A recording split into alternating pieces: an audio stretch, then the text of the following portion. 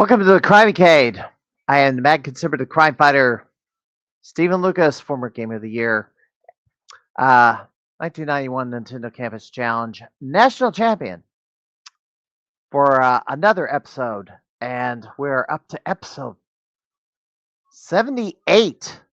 Although I've done some point 5 episodes because unexpected second streams in the same week with just chatting, I guess.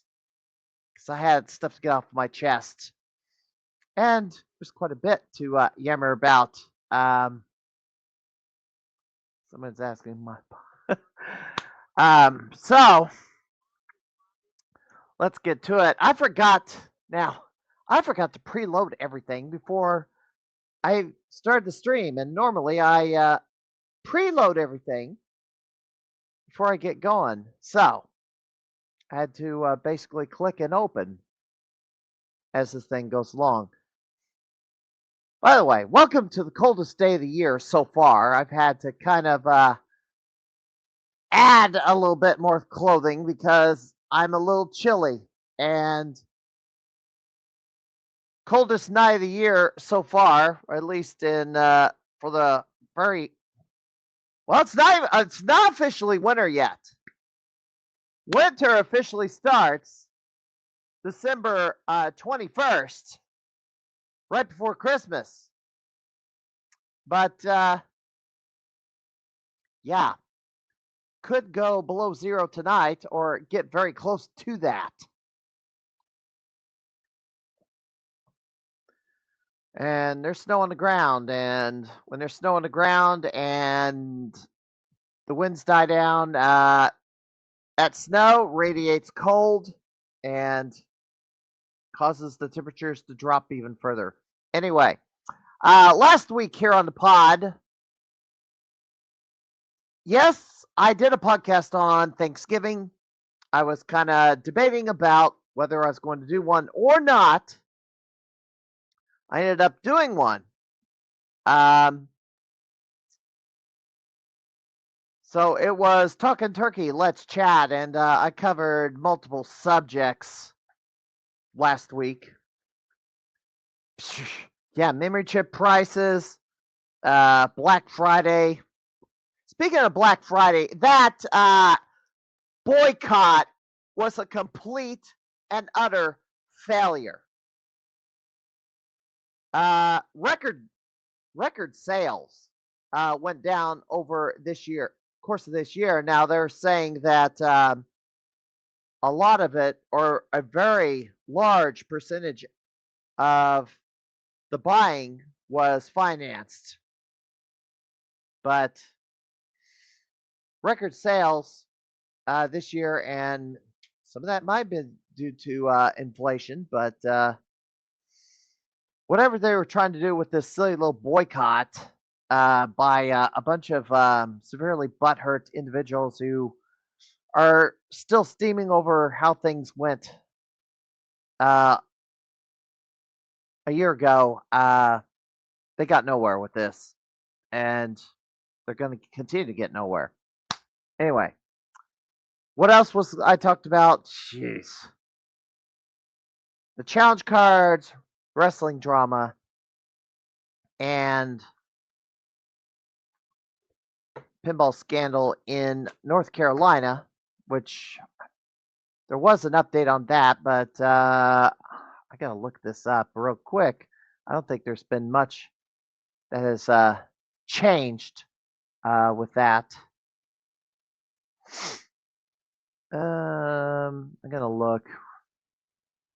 Looks like the International Flippers Players Association put out a press release on terminal structure, bathroom access, expectation for sanction events, and next steps following the OBX ball flippers incident a few weeks ago. Anyway, so that's what I talked about last week on the pod. Now I gotta get on this. All right, well, update on the chase for tokens and challenge cards are a big deal. Little bit of addition, yeah.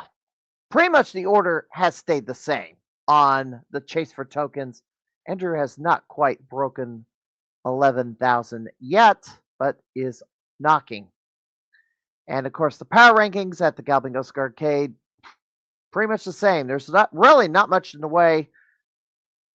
There's no new score set in the last 7 days. So, the Gamer of the Year odds, and I have to look. I put Mossy Zagopian at 25%. So we're 1/4 through the season, the 17th season of the Galvin Ghost Arcade, and right now Mossy Zagopian sits there at 25. I put him at 25%. He has never held Gamer of the Year. So why is he number 1 right now, or at least the front runner? He's completed more challenge cards than anybody else. He's completed more higher level challenge cards than anybody else. Heck, I could take a look real quick as to what all cards. So he's completed 1, 2, 3, 4, like 6 different 6 different level 1 cards, besides plus his own, a couple of level 2s, and then he's completed a level 4 and a level 5. So he completed Andrew Owasco's level 5 card before Andrew did. And the other question was, I've had the last few weeks, do you have to complete your level 1 before you can go after anybody else's level 1? Do you have to complete your level card before you can complete anybody else's level card? Moses is now going to get his level 2 card the next time he shows up at the Galvin Ghost, but he's completed other people's level 2s and a level 4 and a level 5. So, I don't know. Andrew Wasco and Claudia Capello has completed the first 4 levels of their cards. So they're respectively 20 and 15%. And all others combined right now, and those are people chasing scores and what have you. Right now, odds at 40% for that. So it's early, of course. So this is going to change as the year wears on. Achievements are accomplished at the Galvin Ghost Arcade. And I mentioned we don't have any new high scores, but new world record in New Zealand story to conclude Arcade Wars, Jason D of the Garcade. 765,000 points, and that is far and beyond the high score on Twin Galaxies and the high score on Arcade on Galloping Ghost Arcade. So congratulations to him.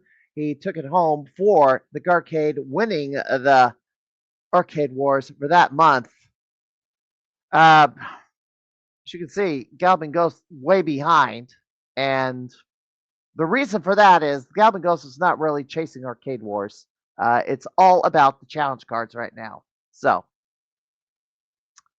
and the Crimeycade, the podcast. You're either watching this on Facebook, and if you are, I encourage you to follow me on twitch.tv/rapsheet. Or if you're watching it on Twitch, I encourage you to follow me on Facebook as well. And gamers are wanted. I am looking for guests. I can tell you that I have guest book for the next 2 weeks, and I'm glad for that because it's been I even have a guest for January the 15th. So right now I'm not planning to stream on Christmas Day or New Year's Day, but something might happen. Who knows? I might do another Let's Chat, like a year in review edition or something. I gotta look see where am I at on my slides because I didn't want to get too far. Oh yes, I gotta cover these. These next two, um, they are important. Uh, although it is sad news in both cases. Um, so I'm having to bounce between windows here. um, Nick Holston. Um, he is an illustrator, graphic artist, and he's done quite a bit of artwork. And besides fantasy artwork, he's also yeah. All this you're seeing on the screen is art drawn by him. He has done Mortal Kombat art, art for Metroid. Uh, he also was commissioned to do a portrait of Doc Mack, the owner of the Goblin Ghost Arcade, back in a couple of years ago. Nick Holston is in the critical care unit in Tennessee.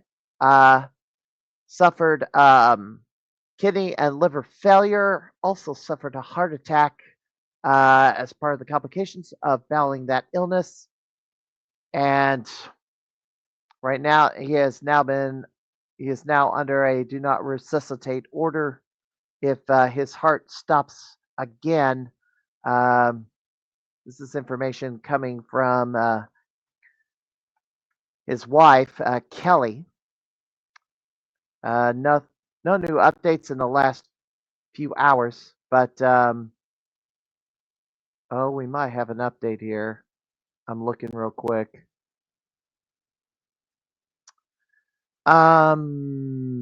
Oh dear.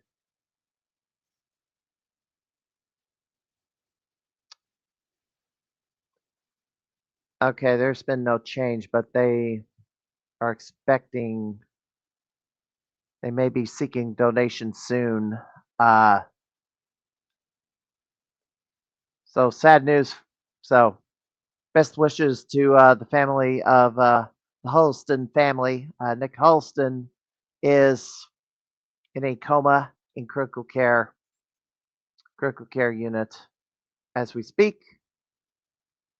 Well, let's see what happens. Updates will come later, I believe.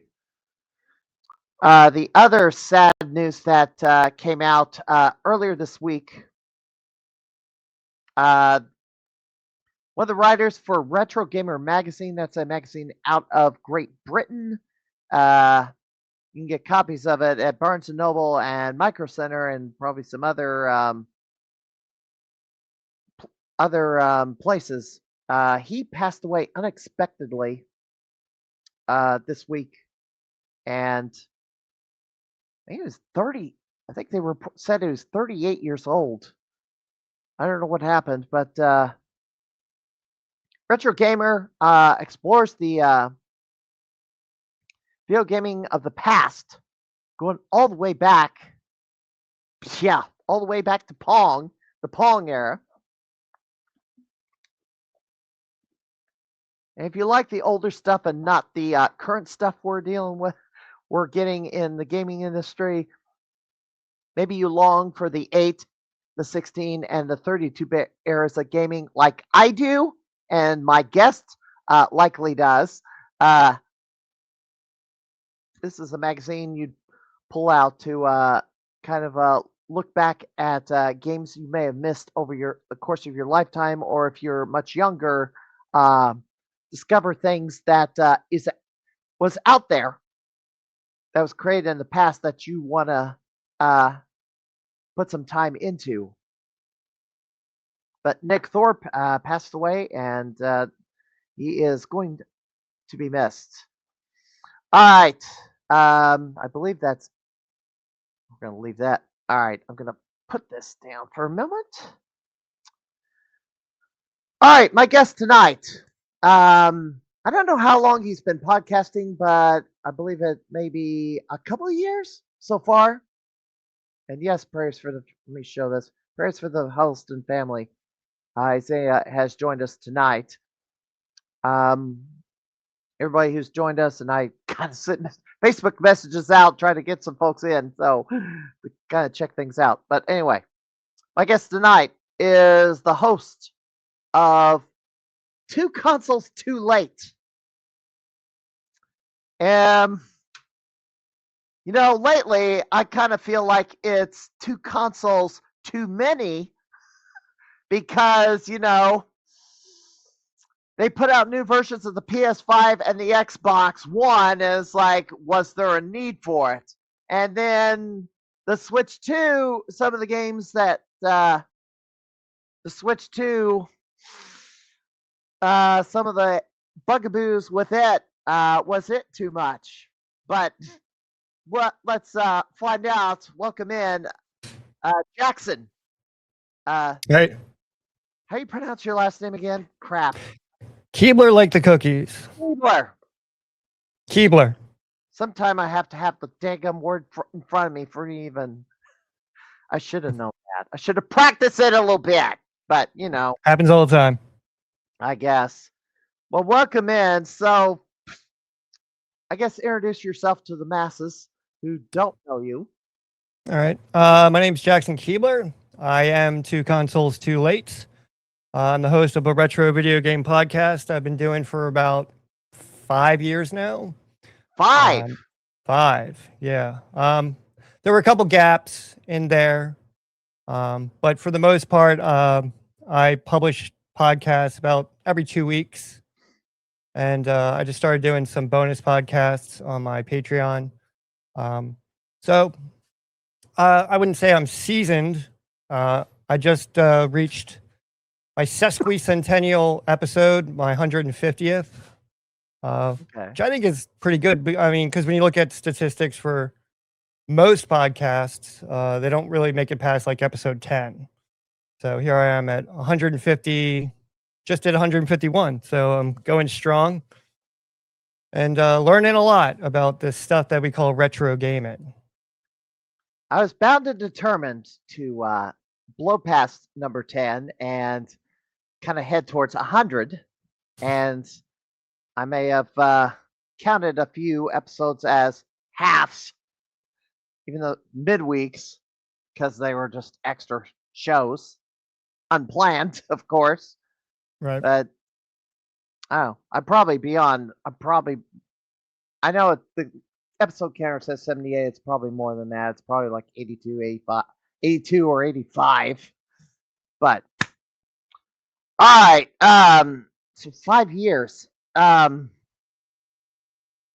So tell me the origin of the name Two Consoles Too Late. Now you heard my little spiel about maybe we've had two consoles too many instead.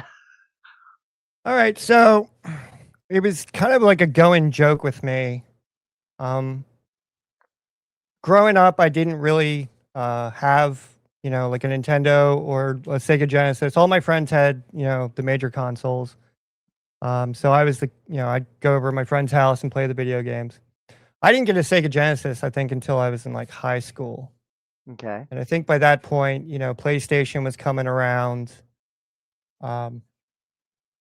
So it was just this kind of joke with me that, these newer consoles were coming out and, all these newer games, and I was still stuck, on a PS2 when the PS4 was coming out. And so it was just kind of a joke. And when I was looking for a name for my podcast, I was like, okay, that fits because I'm talking about, retro games, my experience with them. And so I'm not sure if many people actually understand, get the joke of the name.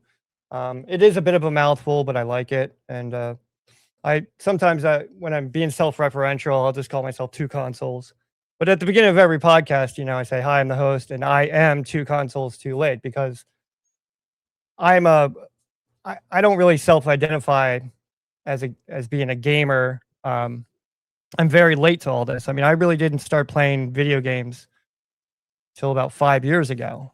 And the podcast is just sort of me documenting my growth and my learning about retro gaming and collecting and all the tech, CRTs and all that.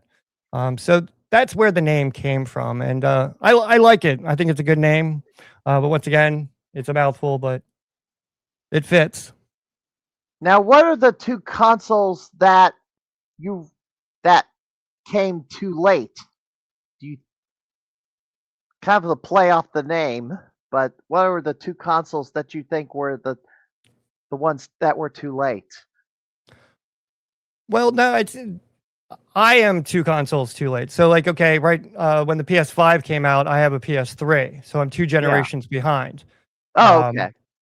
You know, I it's not really true to term anymore because I mean I do have a PS4. We're at PS5 Pro now, so maybe we're two. I'm still technically two consoles too late to the game. You were talking about Switch 2. My son has a Switch 2, and I could talk. We should talk about that because I think I picked it up once and just was like whatever. I didn't. I mean, it was one of the most successful console sales I think Nintendo's ever had, but so far it's like what games are on the Switch 2 other than games that were already on the original Switch. Or the Wii or the GameCube. Right, yeah. I mean, those are all right. So those two consoles, I think one of my favorite video game consoles so far has been the Nintendo Wii, the backwards compatible. Yeah. And it's amazing how many people don't know that the original Wii is backwards compatible with GameCube. And it's, you jump on eBay and go to yard sales and whatnot, and you see how much people are charging for GameCubes, and they're like, $80, sometimes $100. But then you can go get a Wii for like $30 and it does basically the same thing. It's a GameCube. So why not just get a Wii? So I'm a big proponent of the Wii. And I think it's a wonderful little console, and it's sort of like democratized video games. I mean, little old ladies, I go to estate sales and like there will be a Nintendo Wii. Now maybe they got it for their grandkids or whatnot. I don't know the circumstances, but I mean, the Wii is just I just can't speak highly enough about it. I mean, I got one on my desk. I got one in my closet. The one in my closet actually is the first one I ever played. It was my buddy's Wii, and funny story. We were going out for his bachelor party, so I go over to his apartment, and they're playing, new Super Mario Brothers, and my friend's like, "Yeah, this is the new Wii," and I at the time I played it for a little bit and was like whatever about it. So he recently was getting rid of all of his gaming stuff, and one of the things he had was that Wii, and I was like, well, I'm going to keep this because it's kind of sentimental to me. There's a comment about Kirby Air Riders. I kind of think you were. I read a comment that you're going to play this game, or was that somebody else? I'm not sure. No, I don't. I never played Kirby Air Riders. I'm not sure if it's like a Mario Kart or not. The Kirby franchise, yeah, the Kirby franchise. I have Epic Yarn, great music, and the one that came out on the Switch, Forgotten Land. That was a fun one. Didn't complete it though, so it's on this growing list of games that I've that I played but I need to finish. But yeah, I just saw Kirby Air Riders is coming out for Switch 2. They did a big direct about it, and I know that. So you say you got into gaming about 5 years ago. So that was at age what? I was just 40.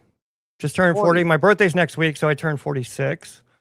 So this is how it hit, basically how it kind of all went down, like the line in the sand. Mm-hmm. My wife's cousin came over with an SNES Mini, the plug-and-play HDMI one. Mm-hmm. And I was like, all right, I'll check this out. So I plug it in, and it had Super Metroid. And I love that game when I was, in high school. My buddy who had the Wii, he was always kind of like the gamer. And the first time I I played Super Metroid was sitting in the basement of his house, sleepover, eating pizza, looking at Nintendo Power, trying to figure out like where the wave beam was. And I just it's an often used phrase you kind of hear, but I fell down a rabbit hole. After playing Super Metroid again, I felt like I was 16 again. There was all this nostalgia. And I was like, oh my God, these games were so good. Now, So wait a after that, minute. So you didn't actually start 5 years ago. You actually did play games as a kid, but you stopped somewhere. right. I was never really like a hardcore gamer. I mean, video games were like around and but it was never like central. It was just kind of something I would do. So I after playing Super Metroid, I remembered, okay, the original Metroid, so I got the NES Classic, the plug and play, played Metroid. So I decided just to play the entire franchise because the only games up to that point I had played was Metroid, Metroid 2, and Super Metroid. After that, I hadn't played Prime, I hadn't played any of it. So I just started, getting all the games I could. I got a lot of them from Shop Goodwill. I started picking up consoles, going to toy shows, and it's just the rest is just kind of history. And then after Metroid, I did Zelda. I'd never played a Zelda game until 5 years ago. Okay. I remember the fact of the Legend of Zelda, and the gold cart and whatever, but I never really sat down and actually played it and beat it and figure out all the little secrets to it. So I did the Year of Zelda, and I played pretty much every Zelda game from Ocarina on, and that was absolutely hugely enjoyable. And to this day, I love the franchise. I mean, my background right now is Breath of the Wild. I can't speak highly enough of that game. That game is art. And the reason I bought my Nintendo Switch, this is 5 years ago, because Metroid Dread came out. And of course, I had to pick that up, after playing all the Metroid games. But I kept kind of hearing about, okay, Breath of the Wild, Breath of the Wild. I'm like, what's this all about? And I have a video on my YouTube of me actually playing Breath of the Wild for the first time. It's actually kind of funny because I have no idea of anything of a Zelda game. I'm just kind of like, what's going on here? And that game is just a love affair. And so it's just been a succession of sort of like, finding these games and like seeing things on social media. Hey, you remember this game? Then I check it out and I play it and whatnot. Some of them I like, some of them I don't. I figured out early on that I'm not much of an RPG player. I have huge respect for RPGs, but it's just not for me. But I'm not going to not play a game because it's an RPG. I recently we were talking before the stream. We were talking about Parasite Eve. I just played Parasite Eve, an RPG that I was looking forward to, and it just kind of wasn't for me. So yeah, it's just only been like, I would say in the last 5 years, I've been, I would say, serious about, gaming. So, well, I got Parasite Eve written down. I'll get to that later. So you played games as a teen, but you got out of it. Some, Yeah. not. Well, okay, so let's see. I guess I was in my 20s. I was dating a young lady. We were living in sin, and she was more of a gamer. She liked RPGs, and she played Vagrant Story. Do you know that one? No. Squaresoft. Okay, great RPG. I mean, this is from Squaresoft, so it's coming from like the makers of Final Fantasy, and it's kind of like I wouldn't say it's good. It's up there, I guess, with Chrono Trigger, but this Vagrant Story was 3D, very stylistic. So she would play the RPGs, and I was not much into RPGs, but I started playing Metal Gear Solid on the PlayStation, and I started playing that, and it was a recommendation of a friend of ours, like, hey, you should check out this game. So I played it, and of course, I get to the level where you have to like put the controller in the other port to beat the boss. And at the time, I just my mind was blown, like anyone who played Metal Gear Solid at the time. Um, so then my buddy's like, hey, you gotta check out this other series called Siphon Filter. So I started playing the Siphon Filter series, and I love that. And then like Band of Brothers came out, and I love Band of Brothers, love Saving Private Ryan, the whole World War II genre. So I started playing like Medal of Honor. So I was always kind of like more action adventure shooter. Like But Call of then Duty. no. No? By the time we get to Call of Duty, I've kind of like put it down. Okay. So that's like my history, I guess, like kind of coming back into consoles. But when I was a kid, I had a PC. I got a compact Presario when I was in high school. And so I played a lot of Star Wars, X-Wing, TIE Fighter, love those games. Dark Forces, Tomb Raider, love those games. So I did a lot of PC gaming. So I have a lot of, I guess, nostalgia for a couple of those games. And but it's funny. So now that I'm now 20 years removed from playing those games and experiencing them, I've gone back, and I guess my outlook is completely different. I mean, to play Tomb Raider now, I got the Tomb Raider whatever collection on Switch, and I started playing Tomb Raider 1 and 2. And those you have those tank controls, and they're very frustrating. And graphically, of course, at the time, these were wonderful games, but now they just don't hold up. And they did It didn't age well. well, no, they didn't. And they tried to do like a little bit of a remaster, and I understand that. And we're seeing that more and more in games. Quality of life, I guess. But then, to go back and play these games like Metal Gear Solid, I went back and I played that, and it's stealth action. I don't like stealth games, but I still went through with it, and I still want to play Metal Gear Solid 2. I hear so much about that, and I know that going into a game like that, it's stealth action. I'm going to get frustrated, but I have to give these things a try. But there's just so many games that I'm only experiencing for the first time.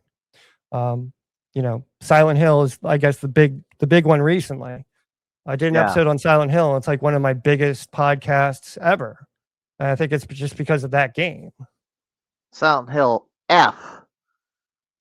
Well, all right. So Silent Hill F just came out on PS5. It's kind of funny. Like I used to have an intro to the podcast. I've switched since I've switched my intro. And there was like a little like voice bite of, he doesn't have a PlayStation 5. And then my wife would come in and it would say, that's because he's 2 consoles too late. So that was like there you go. That's a nice little bit. Yeah, I kind of miss that like old intro. You have to go back to like around episode like 100 plus. I was using a song from Sonic Frontiers. And I knew very well. I was like, I do not have the rights to use this song in my intro. So, any day now I could get like a cease and desist from Sega. So I've since I just wrote like a punk rock ditty for the intro to 2 consoles. And I'm comfortable with that. But Silent Hill F, that's on PlayStation 5. Silent Hill 2 just came out. Saw a lot of good things about that. The original Silent Hill is being remastered, for newer consoles. But I'm not going to get to those because I don't have a newer console, and I'm not, going to drop $500, on a PS5 or a gaming PC just to play those. I'm just not. Jetcock says when you get to Metal Gear Solid 3, a modern remake just came out on current gen consoles. Haven't played it yet. Doesn't know how it compares to the original. So, Metal Gear, it's one of those franchises I hear so much about and people love. And I actually had the book. What's the developer's name? Hideki Kojima. I just got his book, and it's a fascinating book. He is a wonderful writer and creative mind. So I definitely recognize, I would say his genius, but his talent. So you took a break from. Oh, I guess we got an answer. There he is. Hideo Kojima. Hideo Kojima, yeah. Yeah. Yeah, I just picked up his book, and it's it's not a tough read. It's just kind of like little snippets about he's a big reader, so a Mhm. lot of what he writes about, or the books he's been reading, how that sort of influences his creative process and making the games. Um, if I can, I'll try to drop a link here in the chat to the book. It's really good. Okay. I'll get in a second when it comes. So you took that. So you play games on PC, and then up to a certain point, you stopped. I assume you kept. Assume you had a computer still because you had to do other things with it. Um, what was the hook that got you back in?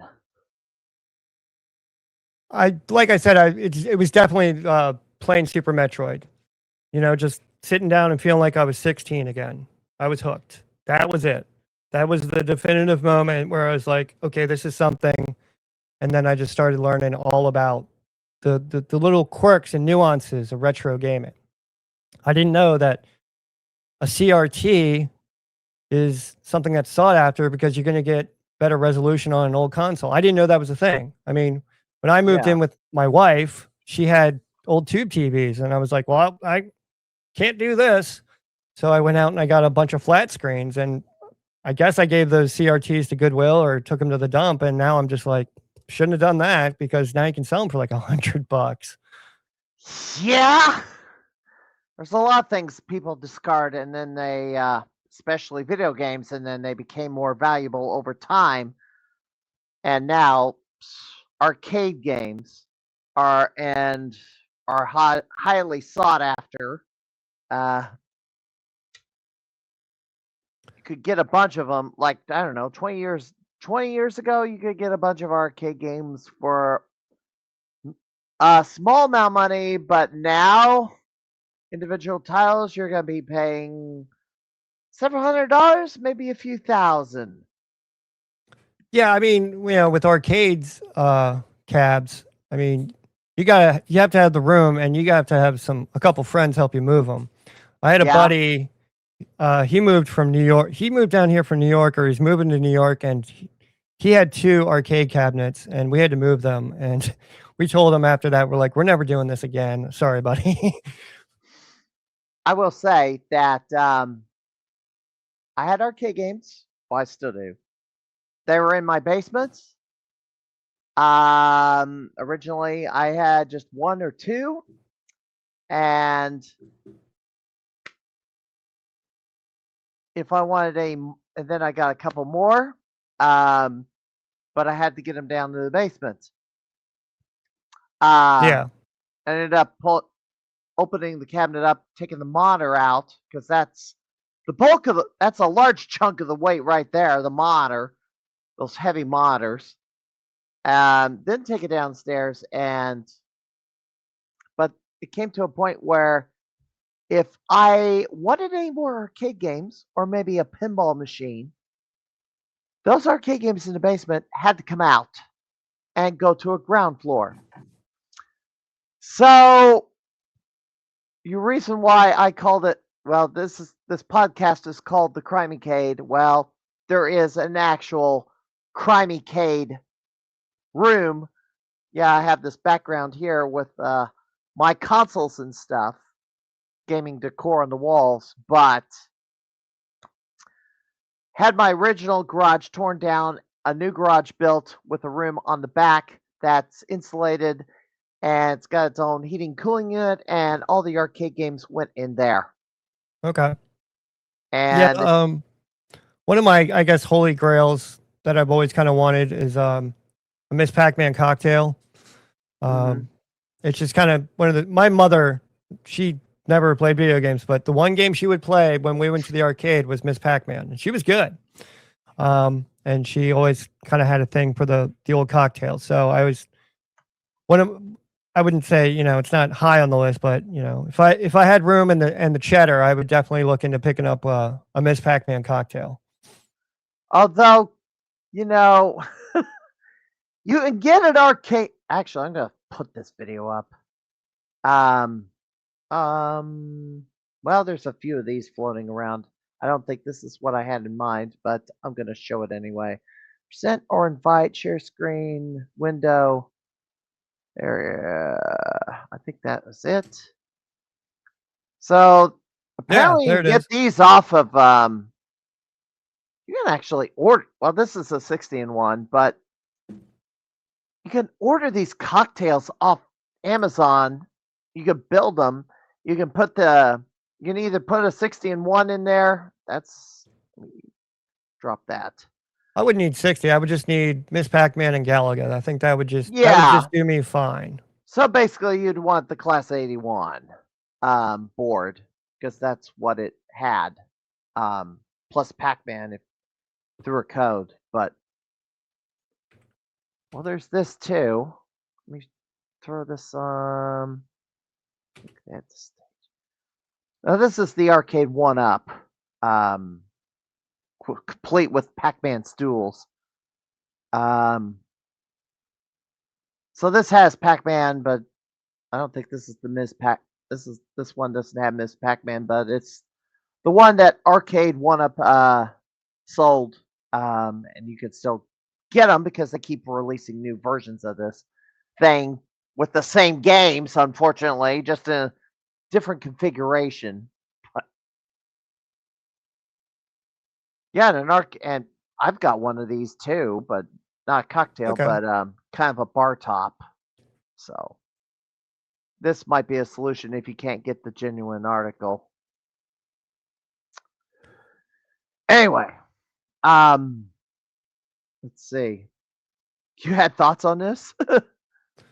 Um, yeah, like I said, I mean, it's just kind of like I don't know what it is about the old cocktails that I'm sort of drawn to. Um, I think the last time I played was like my like we were doing something for my sister's like 40th birthday, and hmm we were at a bar and they had one, and I just remember sitting there kind of you know playing some Miss Pac-Man. But once again, kind of an investment, and it's a huge takes up a lot of space. Yeah, the stand-up arcade games pretty much well, you just stand in front of them. But for a cocktail, yes, you can have space for each side. It's a table, and then you need the stool, and you need something to sit on. Yeah. I do have a cocktail in my not working, unfortunately. It's a Nintendo Space Firebird. I have to. Oh yeah, he sold one of these at Costco last month. They're, gosh, $500 between $200 to $500 depending on where you get and if it's on sale or not. So, well, Yeah, my work, they've got like one of those. It's not 60 in one. I forget how many games is on it, but it's got Miss Pac-Man and Galaga. And before I start work, I'll sit down and I'll play a game. mhm. I'm currently the high scorer for the top 5 slots of Galaga, but I have no challengers. So my 175,000 points is there to stay, which really is not a good score for Galaga, but for me, I'm proud, so I'll take it. We appear to have been joined by somebody. I don't know how, because I didn't share this link with anybody else, unless you did. Yep, I just put the link out there. I'm not sure who jumped in. Blanche. It's Ah, oh, it's my the sister. link. Well, she won the she. Yeah, the link is basically for the guests. The Twitch. We Oh, just had to whoops. join in on the Twitch stream, but oh, Sorry, here's I'm the. I guess if she wants to listen this way because she doesn't have any other way of listening, I guess that's can't. You're better off coming in on Facebook because then you can participate on the chat and what all right. have you. Yeah, I didn't have a link, so throw that in the chat. Okay, good. All right. This is the link to paste. Oh, this is the Amazon link you shared earlier. Uh, so this is the Creative Gene inspired creator. What is this? That's the book by Hideo Kojima, the Creative Gene. Oh, Yeah. okay. Okay. The Creative Gene. All right. Yeah. Metal Gear Solid, Death Stranding. All right.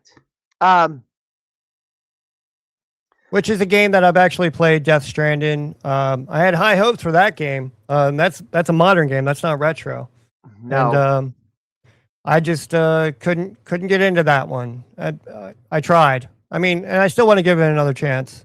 And Yeah. Death Stranding 2 has now come out.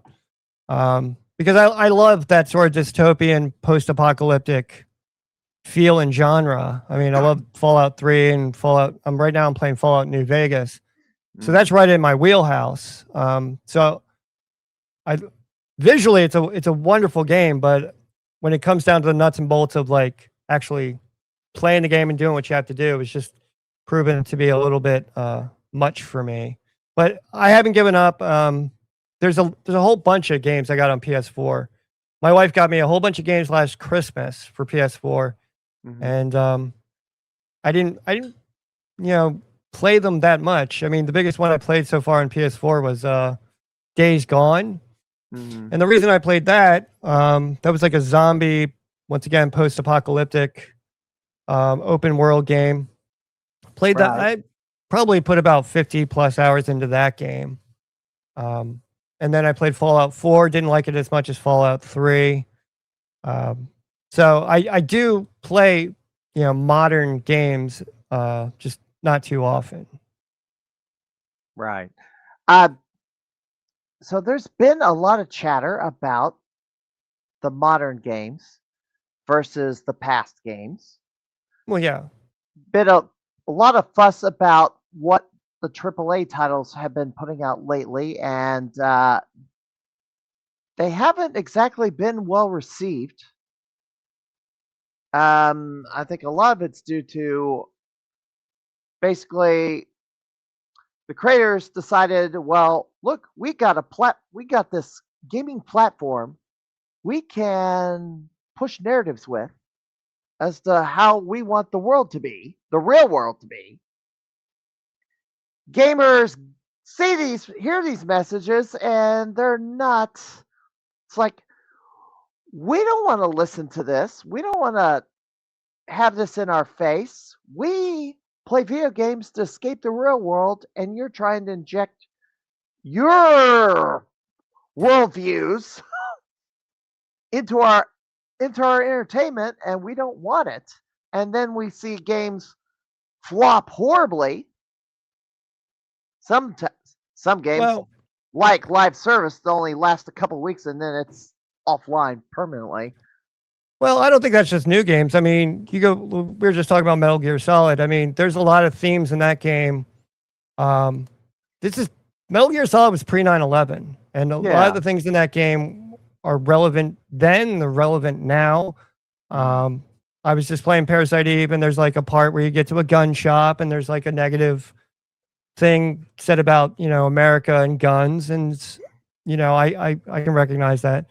I don't think I've ever played a game where I think that was pushing an agenda. I think if I did play a game and it was kind of like over the top, I would just stop playing it. And that's not just video games. That's movies, that's media, that's news, that's whatever. It's like if you see something you don't like it, turn it off. And they've taken a hit too. To be quite honest, Hollywood's not getting. A lot of movies flopped this year. Well, that's just kind of, the landscape post-COVID. I just saw Tron Ares, and I'm a huge Tron geek, so I got to see that in the theater. Loved it, but I kept skipping over articles in my newsfeed that were talking about it, and apparently that movie flopped, and I don't know. I'm not a critic, but the best critic of anything is myself. I liked the movie, and I would like to see Disney make more, but they're a business, and I think they just kind of made the decision like, you know what? That's it. We're done with the Tron thing. So Do you think it was fair, the flack it got? If well, you liked it once or again loved it? I didn't really read into a lot of it. You know, it's Yeah. like, oh, Jared Leto's performance, blah blah blah. It's like, you know, he's not going to win an Academy Award, but come on, it's Tron. I mean, Yeah. let's be realistic here. It's a visual, I wouldn't say a masterpiece, but it's a visual experience. That's what Tron movies are. You know, Yeah. it's science fiction escapism. Right. And you have to sort of like just kind of sit down and try to enjoy it. If you didn't, I'm sorry. You know, I did. And when it starts streaming, I'm definitely gonna check it out again. Um, so some of the games you reviewed, and this game's come up a few times, and I played all the way through it. Parasite Eve. Yeah. You didn't care for that one. Why? What were your thoughts on that game? That just kind of just So wasn't. so I came to Parasite Eve in like a roundabout way. Mhm. So earlier in the stream, I was talking about I was playing Vagrant Story, and I came to Vagrant Story because I was living with a girl who played the game. I'm gonna throw this up here because haven't watched, I haven't played Vagrant Story before, but It's a this is great how it looked. RPG. It's a great Yep. RPG. But I'm not sure in this video. So the battle mechanic of Vagrant Story. So you have this green gridded globe, and Mhm. it's basically the range of your weapons, and that's Yeah. kind of how the combat goes in Parasite Eve. It's Right. also very cinematic, as we can see here. So Squaresoft, I'm not sure if they took the combat system from Parasite Eve or they put the combat system into Parasite Eve. Mhm. So when I was doing, I guess, quote unquote, research for Vagrant Story, I kept hearing more and more about this game, Parasite Eve, and how Mhm. it's more of an action RPG. Now, I love action RPGs. There's so many to talk about, Castlevania Symphony of Yes. the Night, blah, blah, blah. So I was like, okay, I definitely want to sit down and try Parasite Eve. So I finally, I think more Here than a we year go. later, yeah. I So see what you're talking about. yeah, and another great thing about the combat there, not so there's the grid. You can do these chain attacks. So if like you keep, it's like a rhythm. So if you keep hitting the attack button in rhythm, you can just keep attacking. It was a wonderful combat system, wonderful game. But once again, it's an RPG. And Mhm. Vagrant Story, like you had to like sort of craft your weapons. And when it kind of gets to that, it's just a little bit over my head. And I Right. saw that in Parasite Eve. Parasite Mhm. Eve, you're picking up pistols, grenade launchers, what have you, and Right. you pick up these tools and junk and whatnot, and you can go and you can craft better weapons. Well, I didn't really quite get that. I don't Right. think it really would have helped my experience with Parasite Eve.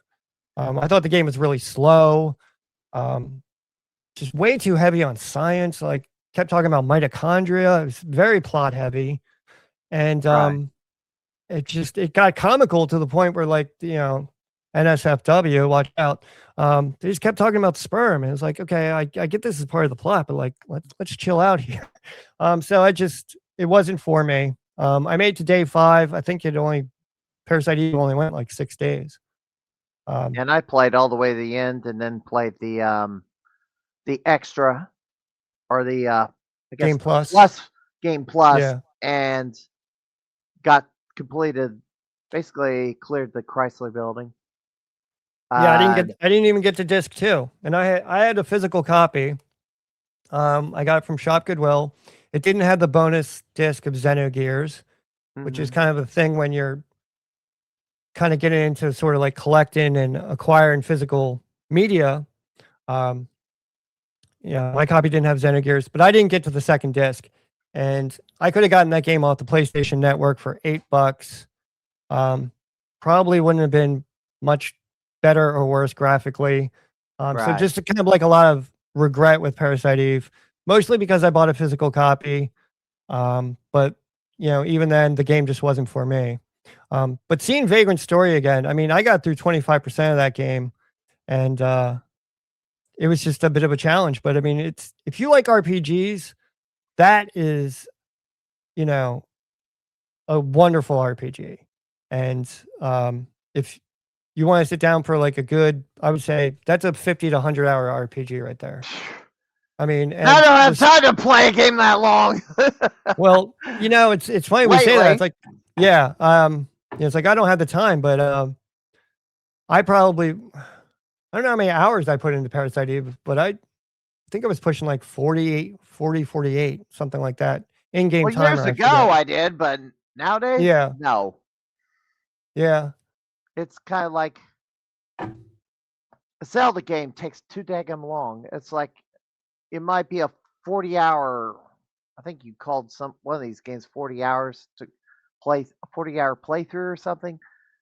It's taken me like months because maybe I'm kind of trying to find everything or Oh, get yeah. everything, but Yeah, I'm definitely a completionist when it comes to games. Not so much like with things like Parasite Eve, but like I just played Mario Sunshine. And I was like, I really wanted to 100% that game. I but never I just, did.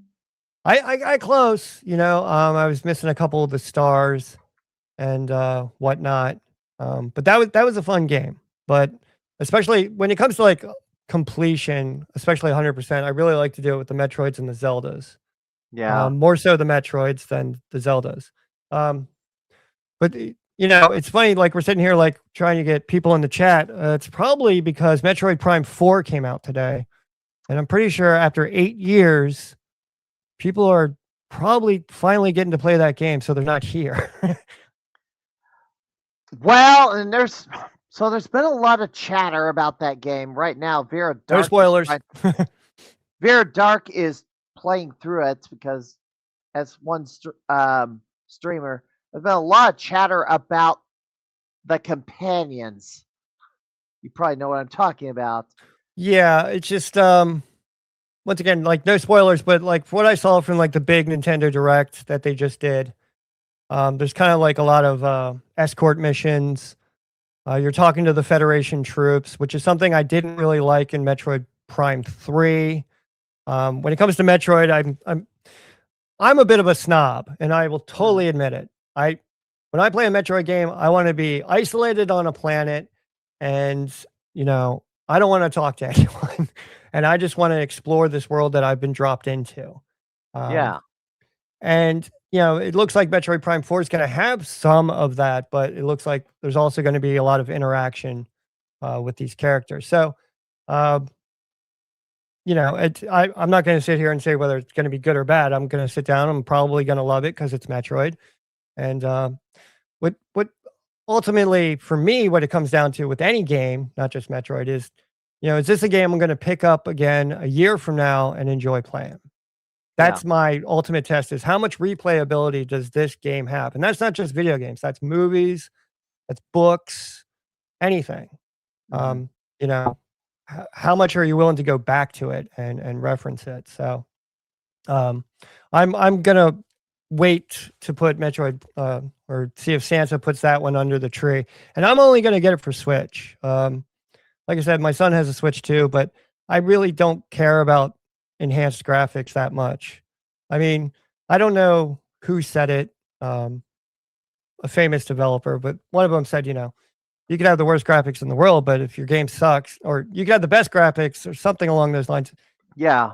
If you got the best graphics, but if your game's no good, people are going to know. So what's it going to be? There's also been, there's a lot of chatter about AI generation in the games. I'm very, I'm not a big fan of AI. And it just seems like in the last year or two, it's really becoming a thing. It's just Call of Duty 7, Call of Duty Black Ops 7. There's a bit of controversy about the generative AI of the assets in the game, not necessarily the AI of the enemies you're dealing with, because that typically is what you would have AI for, is the enemies to kind of outsmart you in battle. But right now they're just like generating stuff in the background or generating who knows what. And people can tell, apparently. But that's like why I lean more towards retro. Is Hmm. there was none of that. You had physical game, you put it in, you press the power button. You didn't Yeah. have to download an update, and you just started playing. And within the first 10 minutes, you would either like it or you didn't.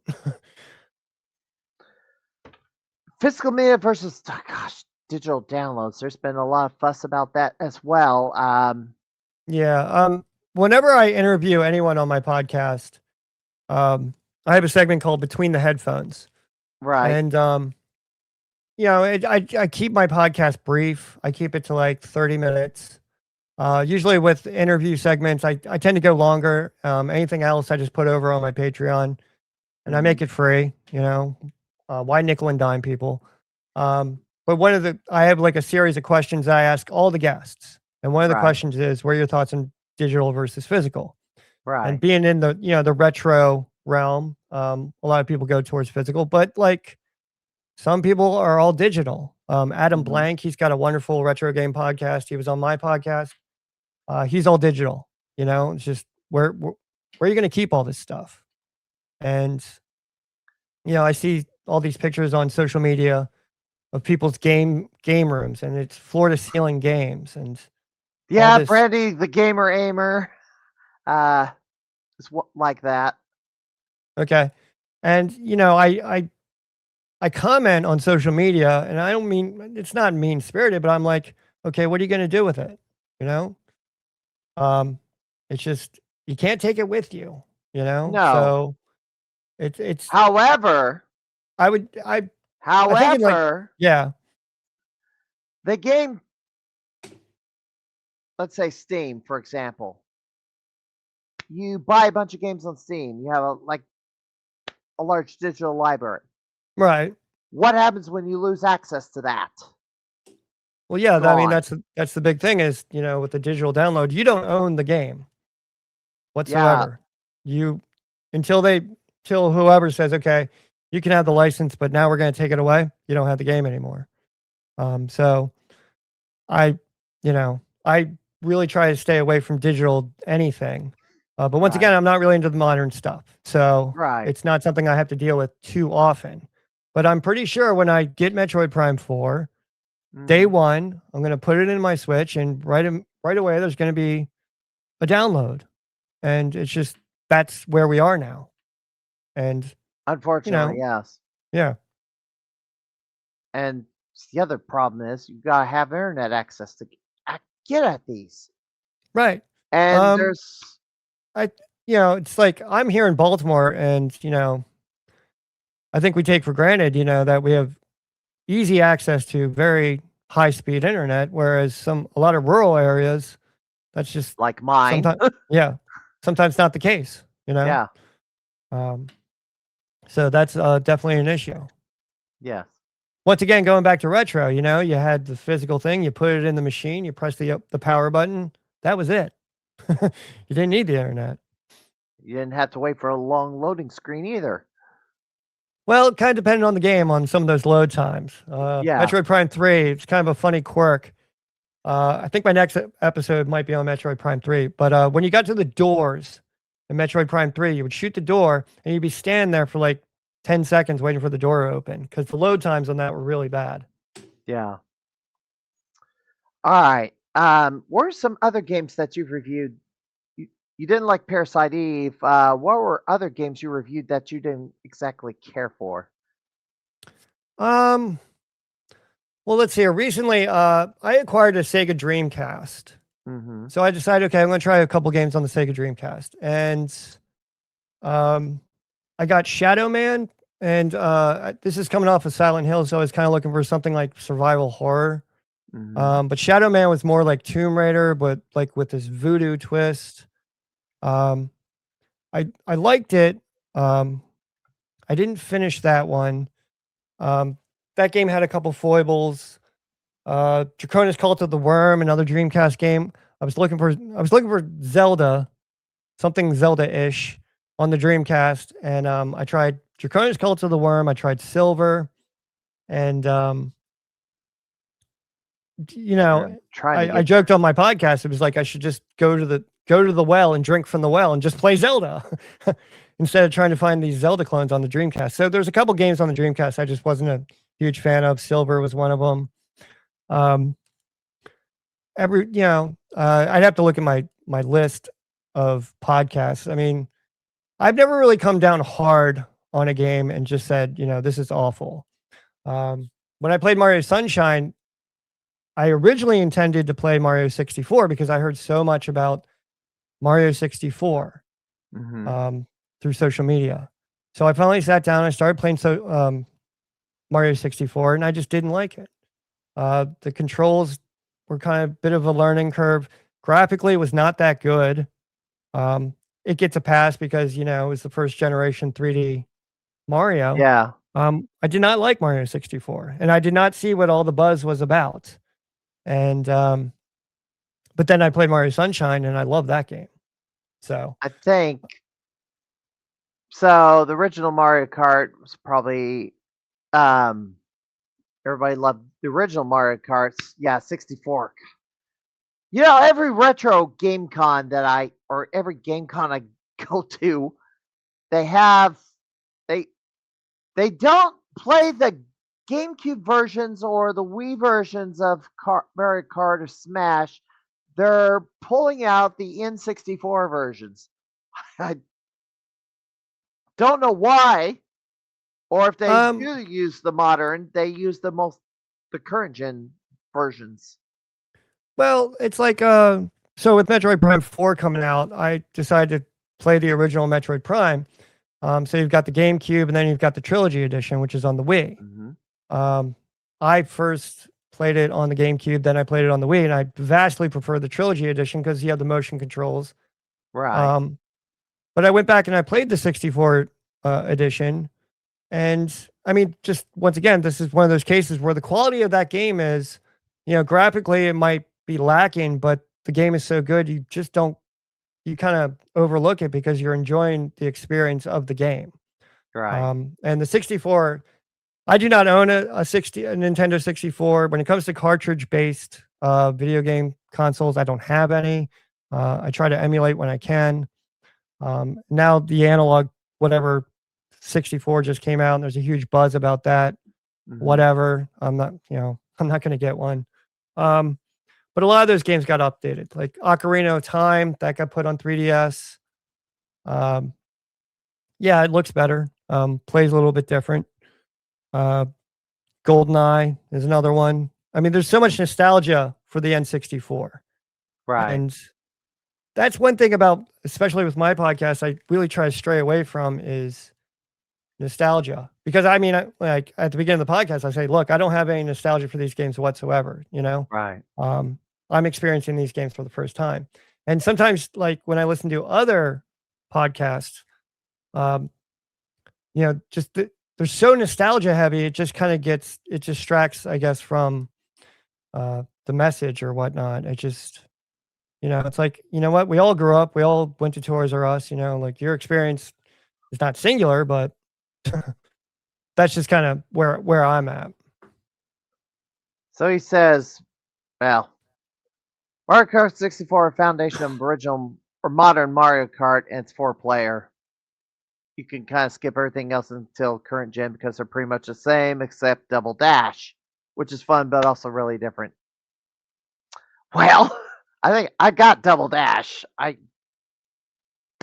did skip the 64. Oh gosh, we got another doggone spammer in here. Mario Kart, Double Dash. That's a game. One of the few Mario Karts I haven't played. I worked briefly for Goodwill and in the e-commerce department, and to test, especially the handhelds, we always used Mario Kart because there was a handheld version for every, DS, Game Boy Advance, DS, whatnot.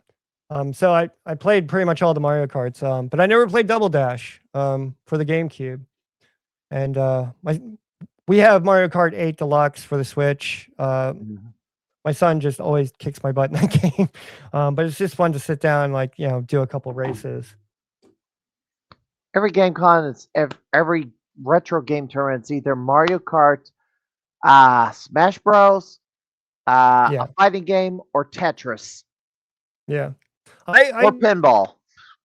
when it comes to anything competitive, I would no, nope, can't do it. I just I when it comes to like the kart racers, like I just like running around, but I'm not that good at them.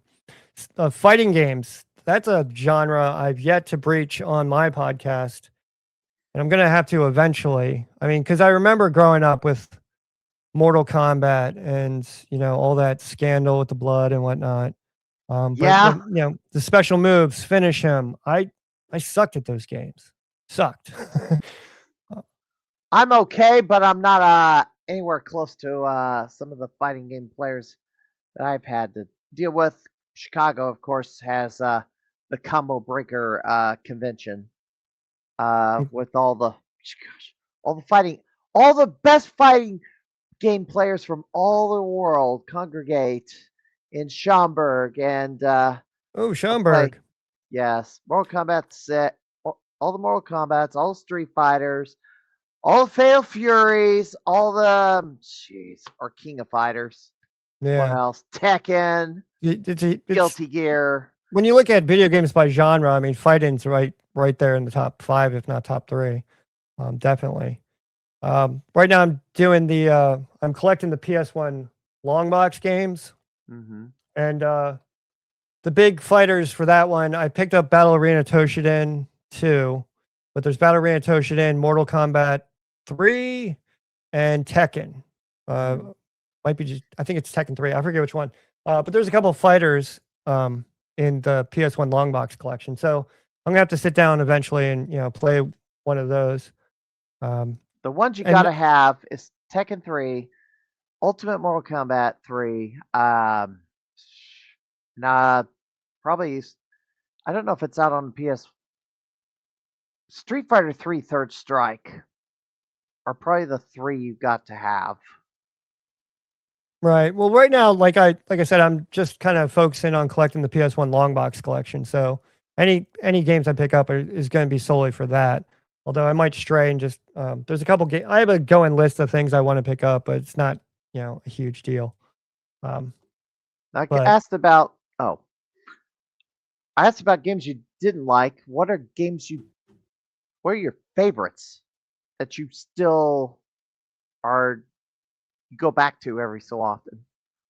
well, once again, the Metroids and the Zeldas are always Okay. going to be my go-tos. Um, I just my last podcast episode was on Skyward Sword. Um, I originally played that on Wii, and I did Mhm. not like it because of the motion controls. So I had the Switch version. I sat down and I played it, and my opinion uh, was better than the Wii version. Um, but it's like I call it like the Zelda and the Metroids. They're like my comfort games. Right. I can just sit down any old time, start playing them, enjoy them, know where everything kind of is, with all the side quests and everything. Um, but another one that's on the list, Hollow Knight, wonderful Mhm. Metroidvania. Um, I completely understand where that game got all of its buzz from. Haven't played Yeah. Silk Song yet. Silk Song just dropped. Then another highly awaited sequel. Mhm. So that's another one that's on the list. But loved Hollow Knight, loved the graphics, loved the Metroidvania style of it. The music was Christopher Larkin's soundtrack is beautiful. The whole game is beautiful. I mean, Breath of the Wild and Hollow Knight, probably top games. I could just sit down and just go and lose like an entire weekend to, easily if I had time. Right. So you're doing the podcast. Any any arcades or game cons you've been to that you had basically a wonderful experience that you kind of Oh yeah, go definitely. for it. Yeah. So you were just mentioning Schaumburg. So Illinois. Uh, yep. Last year in October, Todd Freeman did the Video Game Summit as part of the 40th Pinball Expo. So I was there somewhere. we probably Paul crossed Zim- paths. I was with I Paul Zimmerman. okay. Most of that. I did a panel on retro video games and podcasting. But I think a large amount of the attendance of that was for the pinball. But Todd, awesome person. Can't speak highly enough. Got to meet Walter Day, which is just kind of someone I'd seen in video game documentaries, but to meet him in person was absolutely awesome. And then he made me. I got my own trading card, so I have a what Walter number Day, is that? 4,600. 4,000. You got 40. You got an even number. I know, a nice round number. I better pull that one up because there's a lot of cards I'm missing. So, but it didn't come up on search. Yeah, good grief. Oh well, go ahead. But anyway, that was a wonderful experience. I flew out to Chicago on a Friday, left on a Sunday. John Hancock, kind of a well-known YouTuber, was there. Got to talk to him.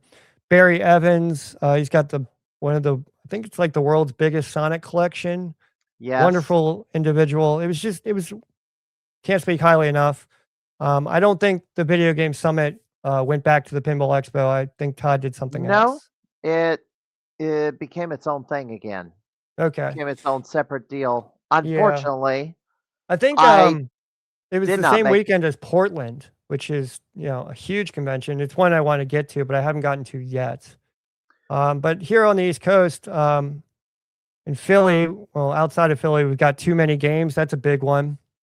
A lot of vendors, a lot of I guess celebrities. Got to meet Pat Contry. If you know who that is, the CU podcast.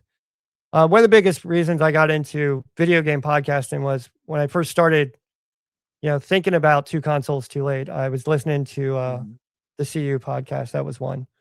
But they kind of went down this strange path about the Intellivision Amico, and it just, when they started talking about that, I kind of checked out a little bit. But I'll still tune into them every once in a while. But going back to conventions, Too Many Games, it's right up, it's 2 hours away in Oaks, PA. So that's a big one. I went to Long Island Retro a couple years ago. That's another big one at the Cradle of Aviation Museum, which is a really funny venue for a convention, much less a video game convention. Because as a kid, I loved helicopters, I love planes, and I still kind of have that, thing. It's like whenever I'm out and about and I hear a helicopter or something fly over, I look up and see what it is. So I'm in this like aviation museum surrounded by video games and arcade cabinets and all this, vendors. But then you've got all these like actual airplanes and pieces of aviation history. So it's really hard to like divide your attention between the planes and the video games. But that's another wonderful convention. That one I was able to go to. My sister was in New Jersey. So from her house to Long Island is about an hour. So I'd like to get back to that one. It's just when I get to these conventions though, you really gotta, get your money's worth. Like go to a couple panels, play some games, check out the vendors, because it's a full day experience. The last convention I did was kind of a disappointment. I did the Geekdom Con, and I did a panel there, and there's a video on my YouTube. Yeah. And it was just, so next door was like some sort of dance party rehearsal thing. So there was like this thumping techno music going the whole time I'm trying to give a panel. Like I just thought, okay, I'd be in a room, Yeah. But that was not the case. So I was competing against this whatever rehearsal thing that was going on. But I made it through it. It looked like, people were having fun at that convention. I'm not going to poo-poo it because, my panel was ruined or whatever you want to call it.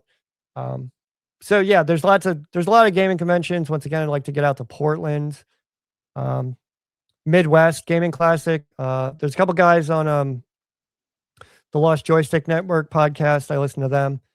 They get a table every year, so it's one of these things that's on the list, but it's just it's kind of an investment. Midwest Gaming Classics. So I have a streak of. I thought it was as high as 22, but apparently it's not quite that high. Maybe 20 or 21 in a row. Okay. I had Dan Lucen on my pod a couple of weeks ago. Ever make it to Midwest Gaming? Well, I'd love to see Milwaukee. I've never been to. I've been to Wisconsin briefly. I went to Taliesin. I was in Chicago when I was a kid, and we drove up to Taliesin. But I'd like to see Milwaukee. But it's the fastest 48 hours of the year. Yeah. I'd like to be every year, but yeah, I'd like to be invited in some sort of official capacity, and actually do a panel at like one of the larger conventions, even if I was a part, with other podcasters, just kind of talking about my experience. But hopefully one day. Hopefully. I didn't get to go to Pinball Expo last year or this year. I was there for 40th. Biggest disappointment was I got attacked by one of my cats, and bad enough that it had to be reported to animal control, and he had to be taken to the vet right in the middle of the Pinball Expo, so I couldn't go up there. It sucked. Yeah, I mean that expo. I mean, there was like people from like all over the world. I mean, yeah, it was like in a line or something, and the guy next to me was talking German. I was like, "Whoa," I mean, a huge draw to the pinball. Such a huge, culture just in pinball alone. I was talking to the video game vendors, and they weren't having a lot of success because they came to a pinball convention. They're right. Like, people aren't here for video games; they're here for the pinball. I seem to be. I go for the pinball. Well, no. I go, since I'm a veteran of Midwest Gaming, or at least gone to that video game conventions, pinball is just is there, but it's not dominating. But it's a large portion of it, of course. Pinball Expo, at a certain point, allowed the arcade and video game stuff to kind of mix in, and of course, there are pinball machines that are virtual, and they run it on virtual machines. They're in the pinball cabinet, right? But you're looking at a flat screen TV, yeah, and you can change the games on them. And now, of course, you have the hybrid pinball arcade games out there, but it's when it comes to pinball video games, like Metroid's got one, Metroid Pinball, Sonic Pinball. I never played any of those pinball games. But when it comes to pinball, though, I want to be, I want a cabinet, I want 2 buttons with flippers, and I want a steel ball. And like there's an arcade at the only arcade I can think of around us. And it's one of those like bowling alley arcades. The games are super expensive, but they still have a couple pinball machines, and I'll play those. But every time I go in that arcade, there's really not a lot for me there. It's just Mario Kart and pinball and air hockey, and that's it. You're out of which city? Baltimore. Baltimore. There has to be. Go O's. I'm trying to think if there was any significant arcade or pinball around that area, but I'm not offhand. Well, it's funny. Baltimore kind of has a kind of a strange gaming history. Sid Meier, the creator of Civilizations, he's in Maryland. The offices are up in Hunt Valley. That's like 20 minutes north of me. There was a big back in the day. There was a big Dungeons and Dragons convention in Baltimore. There's another gaming. Well, Bethesda Software is not really Baltimore. That's down 95 a bit. So, but that's kind of like in our backyard. So I mean, Baltimore is it's got some like sort of dubious, gaming connections. There is a Dave and Buster's in Baltimore. There's probably at Arundel Mills. Yeah. Yeah. The Dugout Arcade and Bar on 30th Street. The Game On there's Bar and Arcade on Charles. Yeah, so the barcades, there's a local microbrewery down 10 minutes away. I think they picked up a lot of arcade cabinets because there was a barcade down on North Avenue in Baltimore. Real quick, so North Avenue is like this little arts district, but if you go 2 blocks east or west of this one little area, it gets pretty dicey. Yeah. Baltimore gets a bad rap because of The Wire, but I mean, it gets The a bad rap Wire? because the HBO series about Oh, drug okay. dealers. Anyway, so there used to be a barcade right down this arts district on North Avenue, and they closed up. And I think a lot of the arcade cabinets from them went to this brewery. I haven't gone, but like There's I think that's the only like barcade in the area that I would know. But you kind of see that more and more like on social media, you know, the rise of the barcade and retro becoming part of that microbrewery scene and stuff. there is Oh, a went to one round in, one in that yeah, area. yeah, round one. That's Ultrazone, the one with the bowling alley. Yeah, yeah. Ultrazone Baltimore in the East Point Mall. I don't know how big that is. East Point Mall. That's dying. I'm not even sure that's still there. Okay. Yeah, All right. Well, there's a few, but yeah. If you're looking for a classic, I don't know where to go on that case, but Dugout Arcade and Bar might be, well, I and mean, Game it's On just might be worth it you know, seeking out. when you and I talk about arcades, you know, our experience is very different. You know, we walked Yeah. into an arcade, there's pinball and cabinets, but now it's these giant machines, very flashy, very Yeah. expensive. Yes. You know, a pocket full of quarters doesn't get you anywhere. So you gotta go somewhere like the Or Galloping tokens. Ghost. Yes. So you gotta go Tokens. somewhere like the Galloping Ghost Arcade Yeah. in Brookfield, Illinois, which is the largest arcade in the country, and now standing at 1,067 machines in Yeah. one building. Although some of the games are doubled up. Well, the thing, I mean, from what I understand, with a lot of those old arcade cabinets, and it's not just arcade cabinets, a lot of different things, cameras, typewriters, what have you, finding people to be able to fix those things Right. are few and far between. And it's kind of becoming like an oral history of how to repair these things. I'm kind of into typewriters. You know, I don't collect them, but I do listen to another podcast and they talk about typewriters. And you know, they talk with a lot of hobbyists who are just like, I had to learn how to fix these machines just by taking it apart and putting it back together. And it's that with, you know, video games, consoles, arcade cabinets, what have you. All right. So you have, I was going to go one or two directions. I was either going to ask about the hardships of what doing your podcast, or misadventures, or I could go to one of the features of your podcast, which I kind of like, roasting a few people from time to time. You have a segment called Stick It. Yes, I do. So, so you use this segment to, I guess, oh, look, we got a comment. Went to Crabtown, USA, and, Glen Burnie, yeah. Burnie.